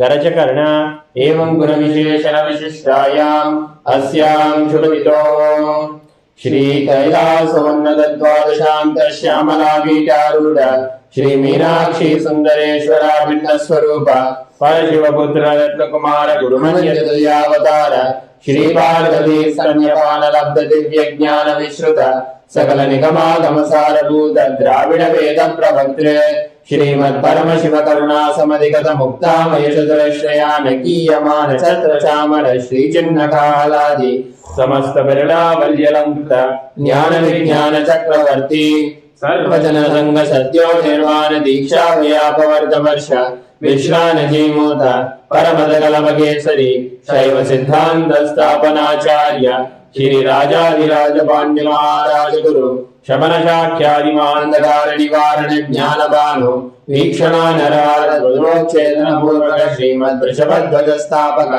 शैव समय कर्त्रे सर्वज्ञ पीठारूढ़ श्री जगद्गुरु श्री ज्ञान संबंध देशिक स्वामी वागीश सुंदर माणिक्य वाचक स्वामिनाम अवतारभूत श्री ज्ञान संबंध स्वामी पुनरुद्धृत श्यामला वीर सर्वज्ञ पीठ त्रिणोत्तर द्विशतम गुरु महासन्निधान अरुणगिरि योगीश्वर परंपरागत अरुणाचल सर्वज्ञ पीठ गुरु महासन्निधान कैलास परंपरागत कांची कैलास सर्वज्ञ पीठ त्रयस्त्रिंशदुत्तर द्विशतम गुरु महासन्निधान नित्योत्सव नित्य मंगल नित्य कल्याण नित्य रचित कैलास परंपरागत आदि कैलास नित्यानंद पीठ महासंस्थान महासिंहासन पीठ कर्ते साक्षात् श्री परम शिव समुद्भूत कैलास परंपरागत वैवस्वतमनु इक्ष्वाकु हरिश्चंद्र भगीरथ श्रीरामचंद्र शूरसेन इत्यादि अनवच्छिन्न सार्वभौम चक्रवर्ती परंपरागत चतुष्षष्टि योगिनी मंडित चतुष्षष्टि संप्रदाय प्रवर्तक मनुधर्म शासन सूर्य वंश प्राप्त सर्वज्ञ पीठ सुरांगी साम्राज्य मुद्राभिषिक्त चूड़ामणे साक्षात् श्री परम शिव समुद्भूत कपिल महागुरु पुनरुद्धृत महानिर्वाणी पीठ अष्टोत्तर सहस्र श्री महामंडलेश्वर साक्षात् श्री परम शिव समुद्भूत श्री महागणपति समारंभ अनवच्छिन्न पीठाधीश्वर गुरु परंपरा प्राप्त अटल पीठ अष्टोत्तर सहस्र श्री अटल पीठाधीश्वर धर्म मुक्ति स्वर्ग पुर स्वर्ण पीठ त्रयोविंश गुरु महासन्निधान कैलास परंपरागत आदिपीठ सर्वज्ञपीठ जगद्गुरो श्री कैलास पुनरुद्धारक श्री कैलास परमाचार्य श्रीमद् परमहंस परिव्राजकाचार्य वर्य सच्चिदानंद प्रणव स्वरूप श्रोत्रिय ब्रह्मनिष्ठ श्रीमद् जगद्गुरु श्री भगवत् श्री नित्यानंद परम शिव श्री ज्ञान संबंध देशिक परमाचार्य स्वामिनां प्रीत्यर्थम तेषां पादारविन्दयोः भक्ति सिद्ध्यर्थम गुरुकृपाकटाक्ष सिद्ध्यर्थम क्षेमस्थैर्यवीर्यविजयारोग्य ऐश्वर्याणाम् अभिवृद्ध्यर्थम धर्मार्थ काम मोक्ष चतुर्थ फल पुरुषार्थ सिद्ध्यर्थम समस्त दुरितोपशान्त्यर्थम समस्त मंगलावाप्यर्थम भगवत् श्री नित्यानंद परम शिव प्रसादेन सकुटुम्बस्य ज्ञान वैराग्य जीवन मुक्ति प्राप्त्यर्थम श्री नित्यानंदेश्वरी परमशिव शक्ति समेत श्री नित्यानंदेश्वर परमशिव अवतार भूत श्री सर्वदेव देवी स्वरूप भगवान श्री नित्यानंद परमशिव प्रत्यक्षवाद पूजां करिष्ये श्री नित्यानंदेश्वरी परमशिव शक्ति समेत श्री नित्यानंदेश्वर परमशिव पूजां च करिष्ये। ओम अवुवस्पृश्य. Drop the akshata on your right side and rinse your hand with an ocean of water. We will now offer the Manasa Puja, that is the internal worship.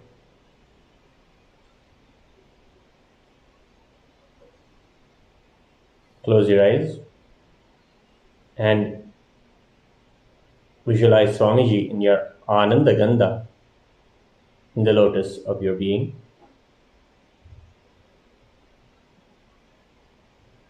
And surrender to him every part of your being during this Manasa Puja. Share with him the various qualities you have, the qualities of Tyaga, compassion, forgiveness, are all offered as flowers.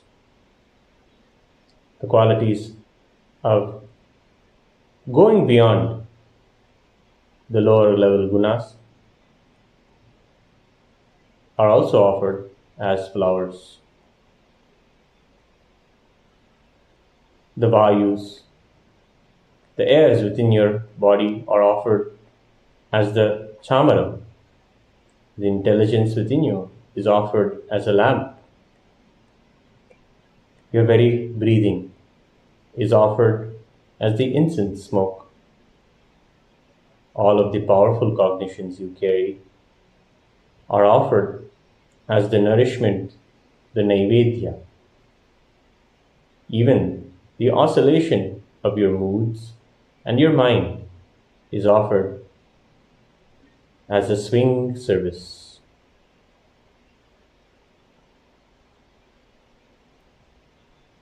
Let us begin. Hold a flower in your hands and hold your hands in the Kurma Mudra. Offer the flower at Swamiji's feet at the end of the mantra.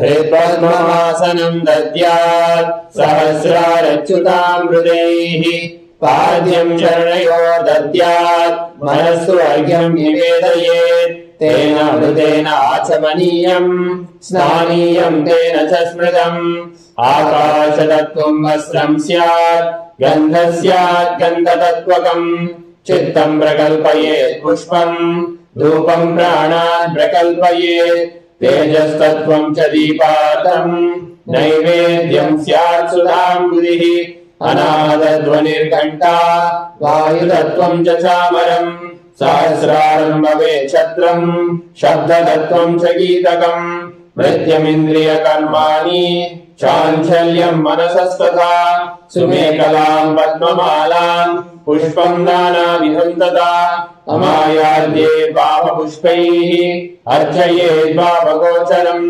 अमायम् अनहङ्कारम् अरागं ममदं तथा अमोहकं मदम्बं च अद्वेषाक्षोभगो तथा अमात्सर्यं मलोभं च दशपुष्पं विदुर्बुधाः अहिंसा परमं पुष्पं पुष्पमिन्द्रियनिग्रहः दया पुष्पं क्षमा पुष्पं ज्ञानपुष्पं च पञ्चमम् इति पञ्चदशे भावपुष्पैः सम्पूजयेत् भगवन्तं Shri Nityananda Paramashivam.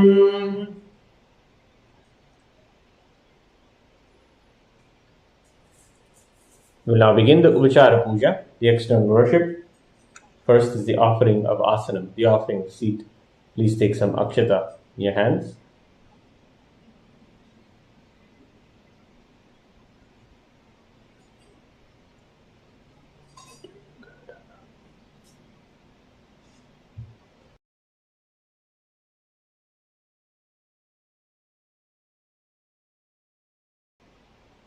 Before we begin, we will do the Ghantanada.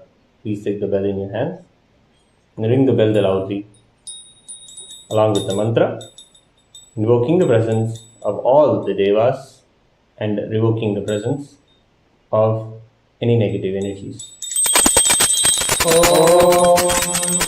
Agamadantu devanam gamanadantu rakshasam Ghantanadam karom yado devada swanalanjanam Ghanta devada namaha.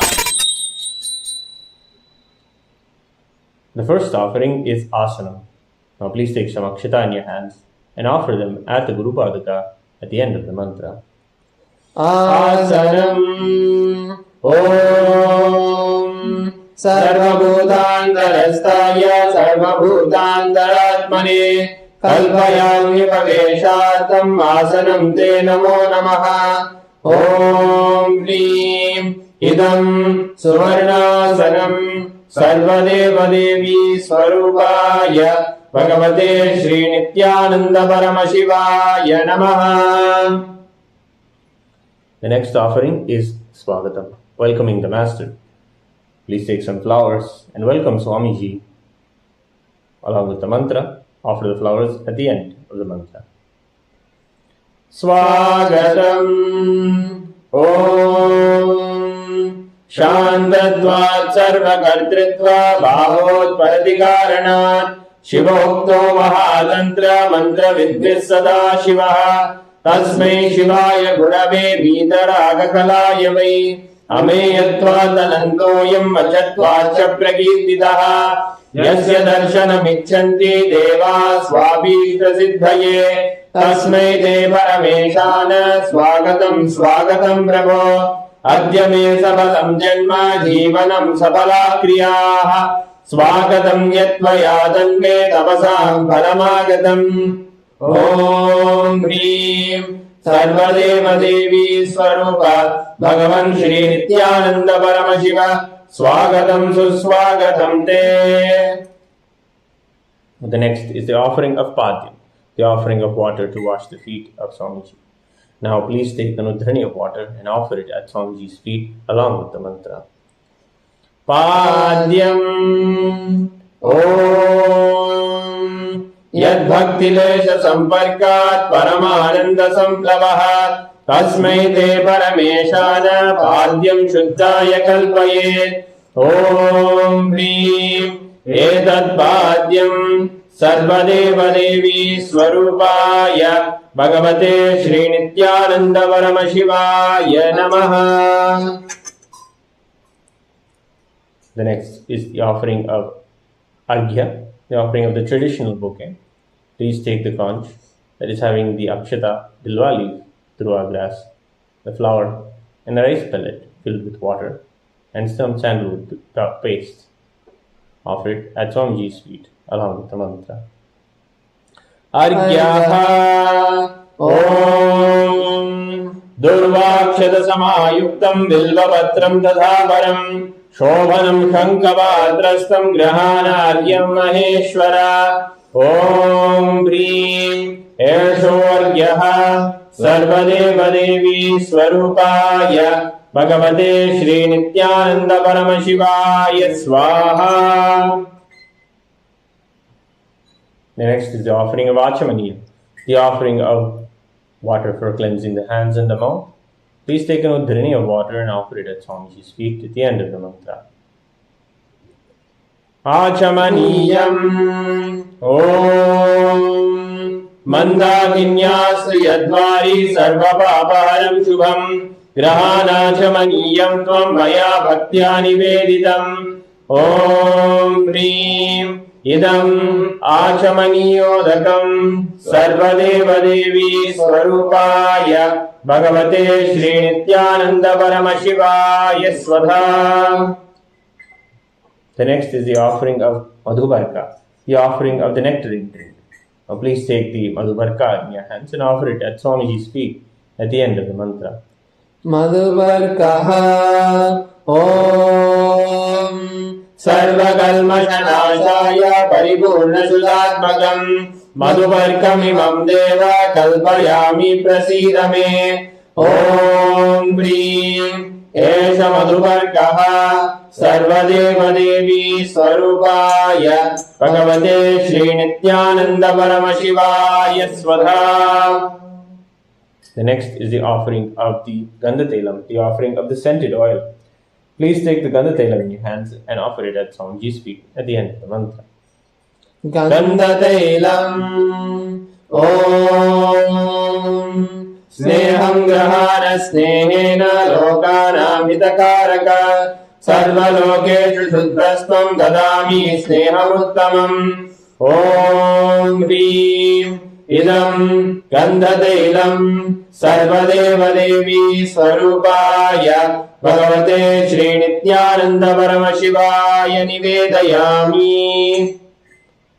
The next is the offering of the sacred bath, the Snaniyam. Please take an Udhirani of water and offer it on Swamiji. Along with the mantra, please ring the bell as you do so. Snaniyam Om Idam Trishitalam Vari Swacham Shuddham Manoharam Nanadam Devaya Bhaktya Kalpitam Pradigriyatam Om Hrim Idam Taniyodakam Sarvadevadevi Swarupaya Bhagavate Shri Nithyananda Paramashivaya Nivedayami.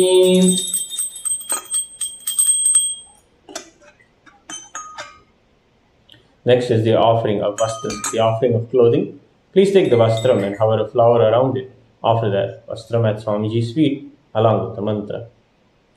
Vastram Om Maya Chitrapata Channa Nijaguhyurudejase Niravarna Vijnaya Vasaste Kalpayamyaham Om Hrim Idam Vastrottariyam Sarvadevadevi Swarupaya Bhagavate Shri Nithyananda Paramashivaya Nivedayami. The next is the offering of Abharanam, the offering of jewelry. Now, please take the Abharanam in your hands and offer it at Swamiji's feet along with the mantra. Abharanam Om Svabhavasundarangaya Nana Shaktyashayayate Suvarnam Bhushanam Tubhyam Kalpayami Prasidame Om Hrim Idam Suvarnabharanam Sarvadevadevi Swarupaya Bhagavate Shri Nithyananda Paramashivaya Nivedayami.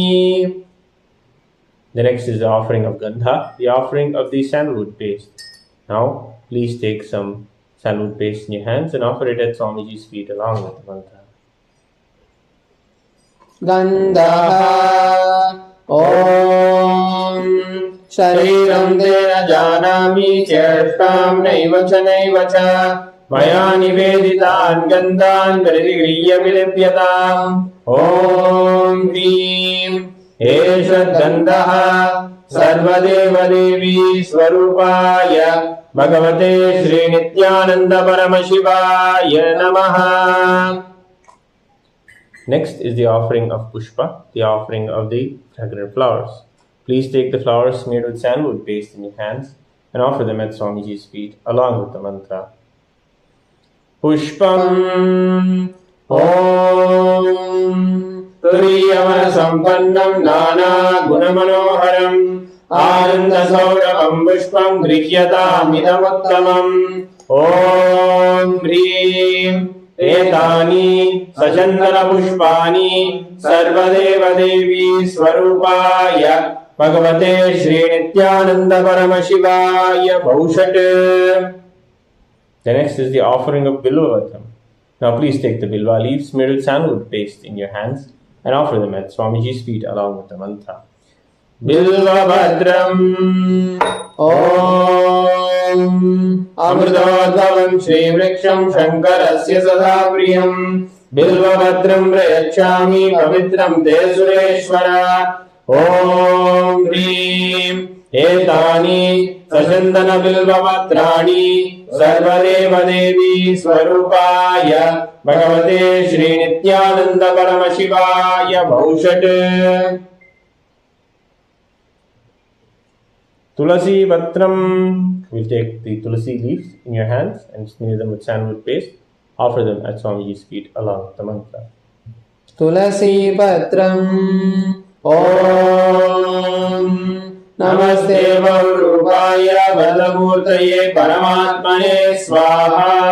Om Hrim Priyantam Sajandana Tulasi Patram Sarvadeva Devi Swarupaya Bhagavate Shri Nithyananda Paramashivaya Namaha. The next offering is Dhupa, the offering of the lit incense. Please take the lit incense sticks in your hands and slowly wave them towards Swamiji along with the mantra, and please ring the bell as you do so. Dhupaha Om Vanaspatira Divya Gandhadhyasu Manoharaha Agreya Sarvadevanam Dhupoyam Vidiviyadam. Om Hrim Esha Dhupaha Sarvadeva Devi Swarupaya Bhagavate Shri Nithyananda Paramashivaya Namaha. The next is the offering of Deepa, the offering of the lit lamp. Please take the lit lamp in your hands and slowly wave it towards Swamiji along with the mantra. Please ring the bell as you do so. Deepaha Om Suprakajo Mahadivaha Sarvadastimiravaha Samagyabhyastarajyote Deepoyam Pradiviyadam. Om Hrim Esha Deepaha Sarvadeva Devi Swarupaya Bhagavate Shri Nithyananda Paramashivaya Namaha. The next is the offering of Naivedya, the offering of food. Please take an udhrani of water, hover it around the Naivedya, and offer the water at Swamiji's feet along with the mantra. Please ring the bell as you do so. Naivedyam Om Naivedyam Vividam Deva Shakkara Adivedam Maya Nivedidam Bhaktya Grahana Parameshwara. Om Hrim Idam Somakarna Naivedyam Sarvadeva Devi Swarupaya Bhagavate Shri Nithyananda Paramashivaya Nivedayami. The next offering is Paniyam, the offering of drinking water. Please take the udhrani of water and offer it at Swamiji's feet along with the mantra. Punara Paniyam Om Samastadeva Devesha Sarvatriptikaram Param Agandananda Samburnam Grahana Jalamuttamam. Om Hrim Idam Anatodakam Sarvadeva Devi Swarupaya Bhagavate Shri Nithyananda Paramashivaya Namaha. The next is the offering Punarachmani, the offering of water to rinsing the hands and the mouth. Now, please take an udhrani of water and offer it at Swamiji's feet along with the mantra. Punarachamaniyam Om Ujjishnamabhya Suchirva Yasya Smaranamakrataha Shuddhimatnadi Dasmaite Punarachamaniyakam. Om Hrim Idam Punarachamaniyodakam Sarvadeva Devi Swarupaya Bhagavate Shri Nithyananda Paramashivaya Swaha. The next is the offering of Aratrikam, the offering of the Arati. Please take the lit Arati lamp in your hands and slowly wave it towards Swamiji along with the mantra. Please ring the bell as you do so.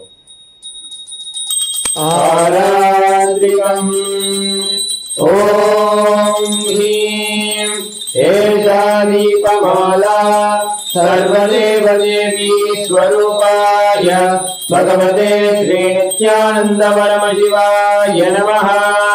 Om Sangrahanyeshyayajate Himanjanadagum Sangranhanite Svadasharatnirasana Bhavati Svadashamasa Samvatsaraha Samvatsarameva Varunde Maunje Bhavati Urdhvayamunjaha Urjameva Varunde Chitra Nakshatram Bhavati Chitram Vaedat Karma Karpuragauram Karunavataram Samsarasaram Bhujagendraram Sada Vadantam Hridayaravinde Bhavam Bhavani Saitam Namami Bhavam Bhavani Saitam Namami Bhavam Bhavani Saitam Namami. Aradhikam samarpayami Bhagavat Shri Nithyananda Paramashiva Charanakamaleebhyo Namaha. The next is Pushpanjali. Please take the flowers in your hands and hold them in the Anjali Mudra. Offer your gratitude to Swamiji. Pushpanjali Guru Brahma Guru Vishnu Guru Devo Maheshwara Guru Sakshat Param Brahma Tasmai Shri Gurave Namaha. Akhanda Mandalakaram Vyaptam Yena Characharam Tatpadam Darshitam Yena Tasmai Shri Gurave Namaha. Ajnanadivinandasya Jnananjanashalakaya Chakshurunmilitam Yena Tasmai Shri Gurave Namaha. Aneka Janma Samprapta Karma Bandha Vidayine Atmanyana Pradhanena Tasmai Shri Gurave Namaha.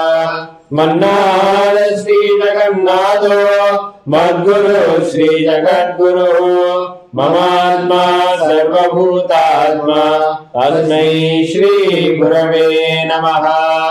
Ishvaro Gururatneti Murti Veda Vibhagine Vyomavadyapta Dehaya Dakshinamurtaye Namaha.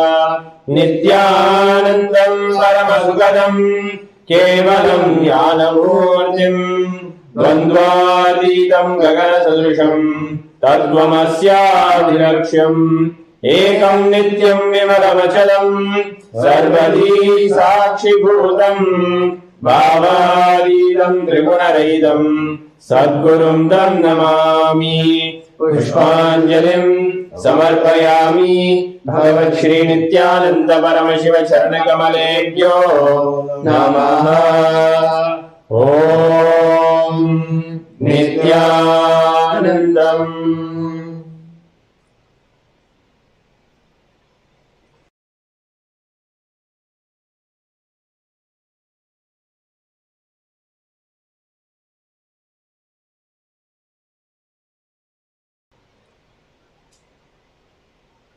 Next, we'll be entering into the Paramashiva Puja, offering our worship to Bhagavan Paramashiva. Let's begin with the Tattva Achmana. Please bring your hands into the Gokarna Mudra, pour mudrini of water in your hands and drink the water at the end of the mantra. Om Atmadattvam Shodayami Svada.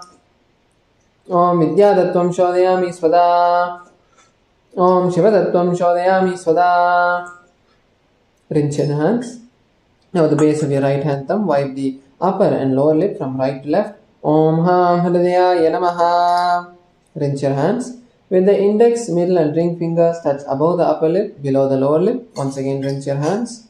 Next with the index finger and thumb touch the right nostril, the left nostril. With the ring finger and thumb touch the right eye, right ear, left ear. Once again, rinse your hands. Next, with the little finger and thumb, touch the navel, the right chest, the left chest, and with all fingertips touch above the head, the right shoulder, left shoulder, and heart center. Once again, rinse your hands. Next, we will be entering into the Sakala Krama, which is the process where we invoke Paramashiva's energy in the various different parts of our body to completely embody him. So first, let's bring our hands into a Namaskara Mudra and open your palms. Using your left hand, wipe the front and back of the right hand once, and using the right hand, wipe the front and back of the left hand twice. Om Hastraya Namaha. Bring your hands into a Namaskara Mudra in front of your third eye. Shaktaye Vaushate. Open your hands, open your palms facing you, and with the tip of your thumb, slide your thumb over each of the following fingers, starting from the little finger. Om Ham Satyo Jatamotaye Namaha. Your ring finger. Om Him Vamadeva Guhyaya Namaha. Your middle finger. Om Hum Agar Hridayaya Namaha. Your index finger. Om Him Tatpurushavaktraya Namaha. Now using your index finger, slide your index finger over the thumb from top to bottom. Om Hum Ishanamurtaya Namaha. Now touch the center of your palm with your thumb. Om Ham Hom Vidyadehaya Namaha. Open your thumbs and bring the index, middle and ring fingers of both your hands to the center of the palm. Om Hom Netrebhyo Namaha. Open your fingers and touch the thumbs back to the center of the palm. Om Ham Hom Shivaya Namaha. Now using your thumb, slide your thumb over the little finger, the following fingers, starting with the little finger. Om Ham Hridayaya Namaha.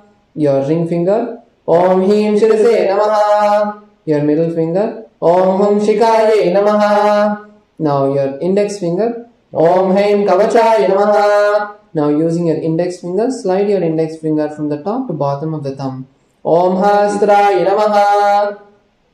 Now bring your hands into a fist and rotate them once around each other. Om Haim Kavachaya Hum. Bring your hands into a Namaskara Mudra in front of your third eye.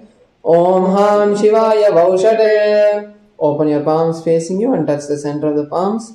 Om Ham Om Shivaya Namaha. Now with your ring finger and thumb, touch your heart center. Om Ham Shivasanaya Namaha. Om Ham Shivamotare Namaha. Now with your little finger and thumb of both hands, touch your respective knee. Om Ham Satyojatamotaye Namaha. With your ring finger and thumb of your right hand, touch your navel. Om Him Vamadeva Guhyaya Namaha. With your middle finger and thumb of the right hand, touch the heart center. Om Hum Agar Hridayaya Namaha. With your index finger and thumb, touch the upper lip. Om Hum Isha. Om Him Tatpurushavaktraya Namaha. With the tip of the thumb, touch the top of the head. Om Hum Ishanamurdaya Namaha. With your ring finger and thumb together, touch your heart center. Om Ham Hom Vidyadehaya Namaha. With your index, middle and ring fingers, touch your two eyes and between your eyebrows. Om Hom Netrebhyo Namaha. With your ring finger and thumb, touch your heart center. Om Ham Shivaya Namaha. Now with your little finger and thumb, touch the heart center. Om Ham Hridayaya Namaha. With your ring finger and thumb, touch the top of the head. Om Him Shirase Swaha. With your middle finger and thumb, touch the back of the head. Om Hum Shikaye Vaushate. Now cross your left hand in front of your right hand. Close all of your fingers except your index finger. Keep the index finger hooked. And now uncross your hands by rotating your hands around you. Om Haim Kavachaya Hum. Now with the right thumb, tap the left palm, and with the left thumb, tap the right palm. Om Hastraya Pade. Now with the index and middle fingers, tap the left palm thrice. Om Hastraya Humpate. Now with your index finger and thumb, snap in the 8 directions around, once below and once above. Om Hastraya Pate. Now bring your hands to the top of the head and slide your hand around your body, bringing your hands then into the Namaskara Mudra. Om Ham Shivaya Vaushate. Next we'll enter into the Samanya Agya Sthapana, preparing the water for the puja. Now place some akshata, flowers and sandalwood paste into your panchapatram and cover the mouth of the Panchapatram with your palm and chant the Pranava mantra Om 7 times. Om, Om, Om, Om, Om, Om, Om. Now snap in the 8 directions around the Panchapatram, once below and once above. Om Hastraya Pate. Now with your index finger, rotate clockwise around the Panchapatram. Om Haim Kavachaya Hum. Now perform the Dhenu Mudra and show it in front of the Panchapatram. Om Ham Shivaya Vaushate. Next, we'll enter into the Avahanam, the invocation of Paramashiva. Now first take a few akshata and offer it at Paramashiva's feet. Om Ham Shivasanaya Namaha.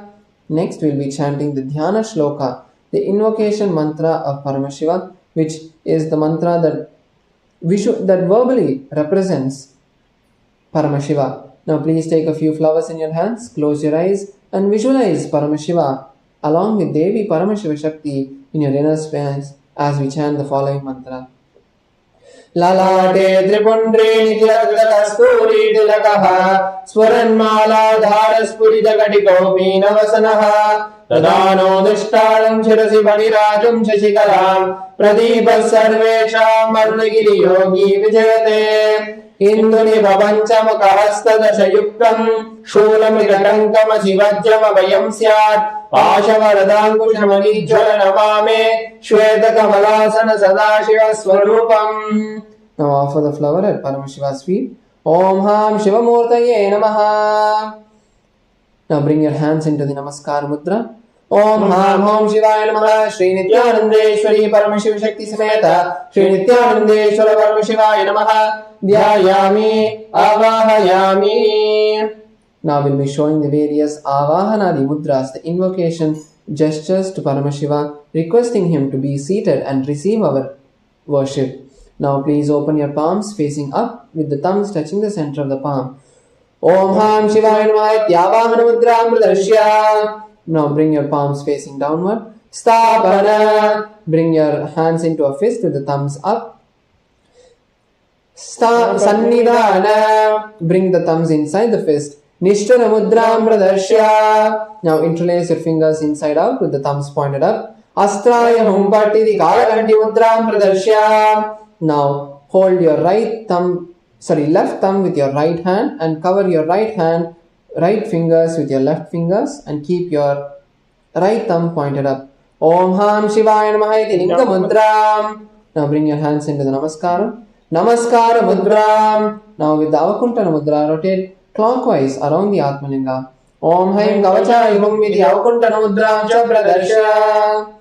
Next we'll enter into the Upachara Puja, the external worship. Now please take a few akshata and offer it at Paramashiva's feet. Om Ham Om Shivaya Namaha. Shri Nithyanandeshwari Paramashiva Shakti Sameta Shri Nithyanandeshwara Paramashivaya Namaha. Asanam Samarpayami. Next is the offering of water, the Padya, Achaman and Arghya. Now please take a mudharani of water, show to the base of the Atmalinga and pour it into the Achana Patra. Om Ham Shivaya Namaha. Take another udharani of water, show to the middle of the Atmalinga and pour it into the Achamana Patra. Om Ham Shivaya Swadha. Take another udharani of water, show it to the top of the Atmalinga and pour it into the Achamana Patra. Om Ham Shivaya Swaha. Shri Nithyanandeshwari Paramashiva Shakti Sameta Shri Nithyanandeshwara Paramashivaya Namaha. Padyachamanargyam Dattvat. The next is the offering of Snaniyam, the sacred bath. Please take some water in your hands in the Uddharani and offer the water onto Paramashiva along with the mantra, and please ring the bell as you do so. Om Ham Om Shivaya Namaha. Shri Nithyanandeshwari Paramashiva Shakti Sameta Shri Nithyanandeshwara Paramashivaya Namaha. Snanam Samarpayami. Take another udharani of water, show to the mouth of Paramashiva and pour it into the Achana Patra. Om Ham Shivaya Swadha. The next is the offering of Vastram, this clothes and the jewelry. Now please take some akshata in your hands, hold it clockwise around the Vastram and offer it at Paramashiva's feet along with the mantra. Om Ham Om Shivaya Namaha. Shri Nithyanandeshwari Paramashiva Shakti Sameta Shri Nithyanandeshwara Paramashivaya Namaha. Vastra Yajnavavika Uttariyavarnatam Akshatan Samarpayami. The next is the offering of sandalwood paste and kumkum. Now please take some sandalwood paste and offer it on the Atmalinga and offer the kumkum on top of the sandalwood paste. Om Ham Om Shivaya Namaha. Shri Nithyanandeshwari Paramashiva Shakti Sameta Shri Nithyanandeshwara Paramashiva Namaha. Gandhandarayami Gandhasyopari Haridra Kumkuma Chornam Samarpayami. The next is the offering of the Ashtapushpa Puja. Each time the word Namaha is chanted, offer a flower at Paramashiva's feet. Om Bhavaya Devaya Namaha. Bhavasya Devasya Patne Namaha. Om Sarvaya Devaya Namaha. Sarvasya Devasya Patne Namaha. Om Ishanaya Devaya Namaha. Ishanasya Devasya Patne Namaha. Om Pashupade Devaya Namaha. Pashupade Devasya Patne Namaha. Om Ugraya Devaya Namaha. Ugrasya Devasya Patne Namaha. Om Rudraya Devaya Namaha. Rudrasya Devasya Patne Namaha. Om Bhimaya Devaya Namaha. Bhimasya Devasya Patne Namaha. Om Mahate Devaya Namaha. Mahato Devasya Patne Namaha. Now bring your hands into the Namaskara Mudra. Om Ham Om Shivaya Namaha. Shri Nithyanandeshwari Paramashiva Shakti Sameta Shri Nithyanandeshwara Paramashivaya Namaha. Ashtavashpa Pujam Samarpayami. The next is the offering of Bilva Patram. Now please take a few flowers in your hands and offer it at Paramashiva's feet at the end of the mantra. Om Ham Om Shivaya Namaha. Shri Nithyanandeshwari Paramashiva Shakti Sameta Shri Nithyanandeshwara Paramashivaya Namaha. Bilva Patram Samarpayami. Next is the Kanta Puja. Please take an Udharani of water and sprinkle it on the bell. Om Hastraya Pate. Now take another Udharani of water. Next is the offering of Dhupa. Take an Udharani of water and sprinkle it on the Dhupa stand.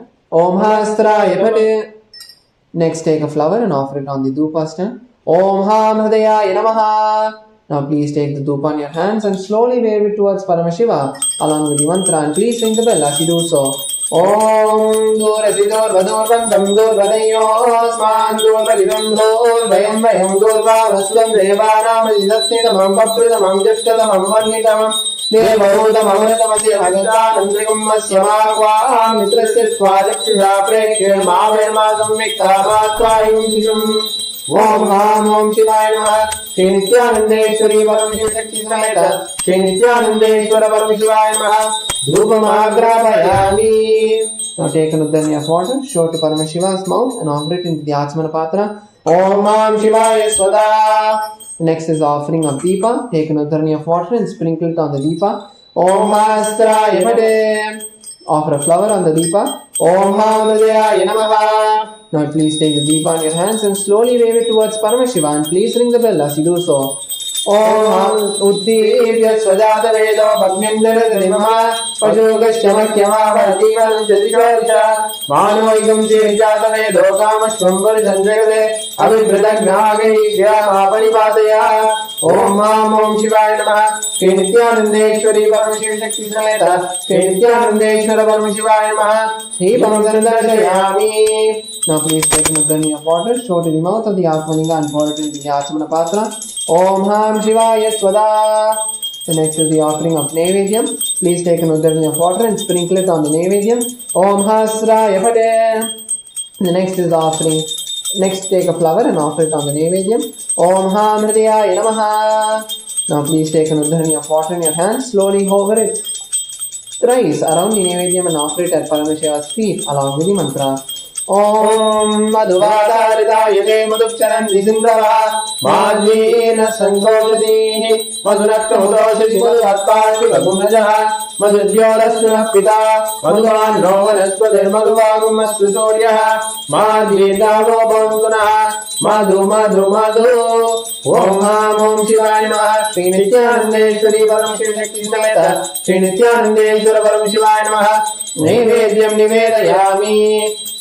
Now please take an Udharani of water, show to the mouth of the Atmalinga and pour it into the Achmana Patra. Om Ham Shivaya Swada. The next is the offering of Tambulam. Please take a few akshata in your hand and offer it at Paramashiva's feet at the end of the mantra. Om Ham Om Shivaya Namaha. Shri Nithyanandeshwari Paramashiva Shakti Sameta Shri Nithyanandeshwara Paramashivaya Namaha. Tambulam Samarpayami. Next is the offering of Arati. Now please take an Udharani of water and sprinkle it on the Arati. Om Hastraya Pate. Offer a flower on the Arati. Om Ham Hridayaya Namaha. Now please take your Arati in your hands and slowly wave it towards Paramashiva along with the mantra, and please ring the bell as you do so. ॐ सोमो वा एतस्य राज्यमादत्ते यो राजादं राज्यो वादो मे नेदते हे वसुवा मेधानि हवीगं विभाङ्गी ये तावन्तो वै देवानागं सवाः तयेवास्मै ग्रवान् प्रेक्षन्ति तयेनं पुनस्सुवन्ते राज्याय देवसुराजा भवति ननद्रुतोयवादिगतन्द्रतारकं हेमा विद्युतो कान्तियुतो यमग्निः समानभान्तमनुभाति सर्वं तस्य वाचा सर्वमिदं विभाति कर्पूरगौरं करुणावतारं संसारसारं भुजगेन्द्रहारं सदा वसन्तं हृदयारविन्दे भवं भवानी सहितं नमामि त्वं भवानी सहितं नमामि त्वं भवानी सहितं Namami. Now please take a few flowers, hover it around the deepa and offer it at Paramashiva's feet. Om Ham Om Shivaya Namaha. Shri Nithyanandeshwari Paramashiva Shakti Sameta Shri Nithyanandeshwara Paramashiva Namaha. Karpura Nirajanam Sandarshayami Rakshandayami. Now please take an uddarani of water. Please take a few flowers in your hand and offer it at Paramashiva's feet at the end of the mantra. Om Ham Om Shivaya Namaha. Shri Nithyanandeshwari Paramashiva Shakti Sameta Shri Nithyanandeshwara Paramashiva Namaha. Pushpanjalim Samarpayami. The next is the Gayatri Mantra Japa. Now please take your Yajnapavita with your right hand, hold it with your thumb and chant the Gayatri Mantra 11 times internally. Make sure to cover your hand while holding the Yajnapavita.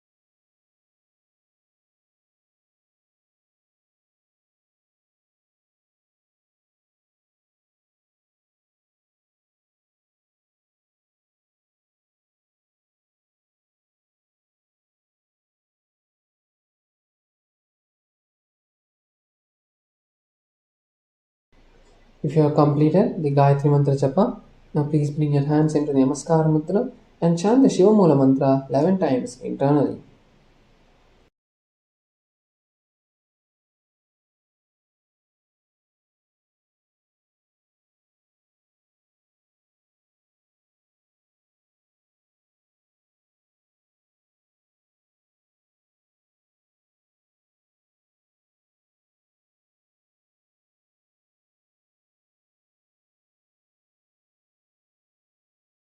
Next is the Shama Prarthana.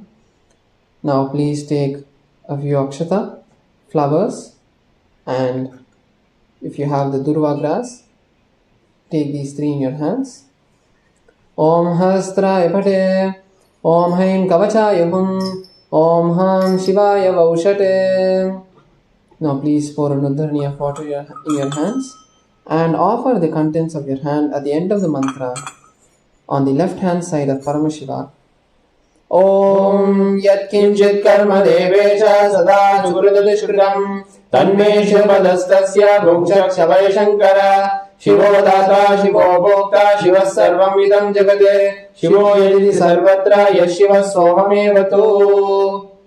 Om Ham Om Shivaya Namaha. Next is the Tattvachmanam, the ritualistic cleansing. Now please bring your hands into the Gokarna Mudra. Pour an udharani of water in your hands and drink the water at the end of the mantra. We'll be repeating this thrice. Om Atmadattvam Shodhayami Svada.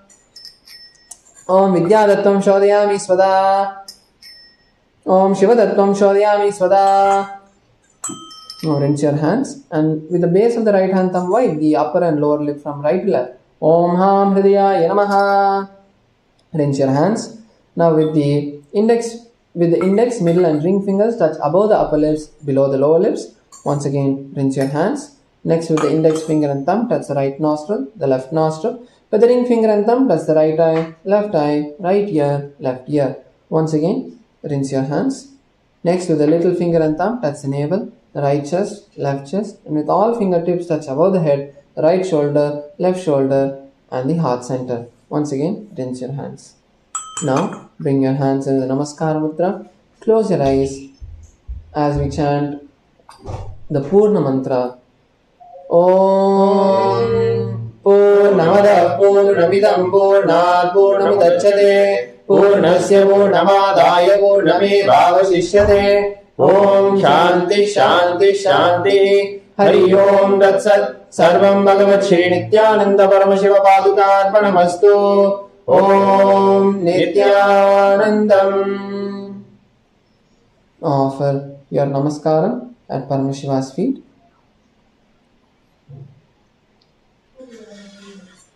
Completing the Skanda Shashti Vratam, all the participants of the Skanda Shashti Vratam can, after completing today's Shiva Puja, do Swamiji's, offer the Kankanam, the kapu that was tied for the Vrata, at the feet of Swamiji, and offer your Namaskaram, completing the Skanda Shashti Vratam. Thank you, Nithyananda.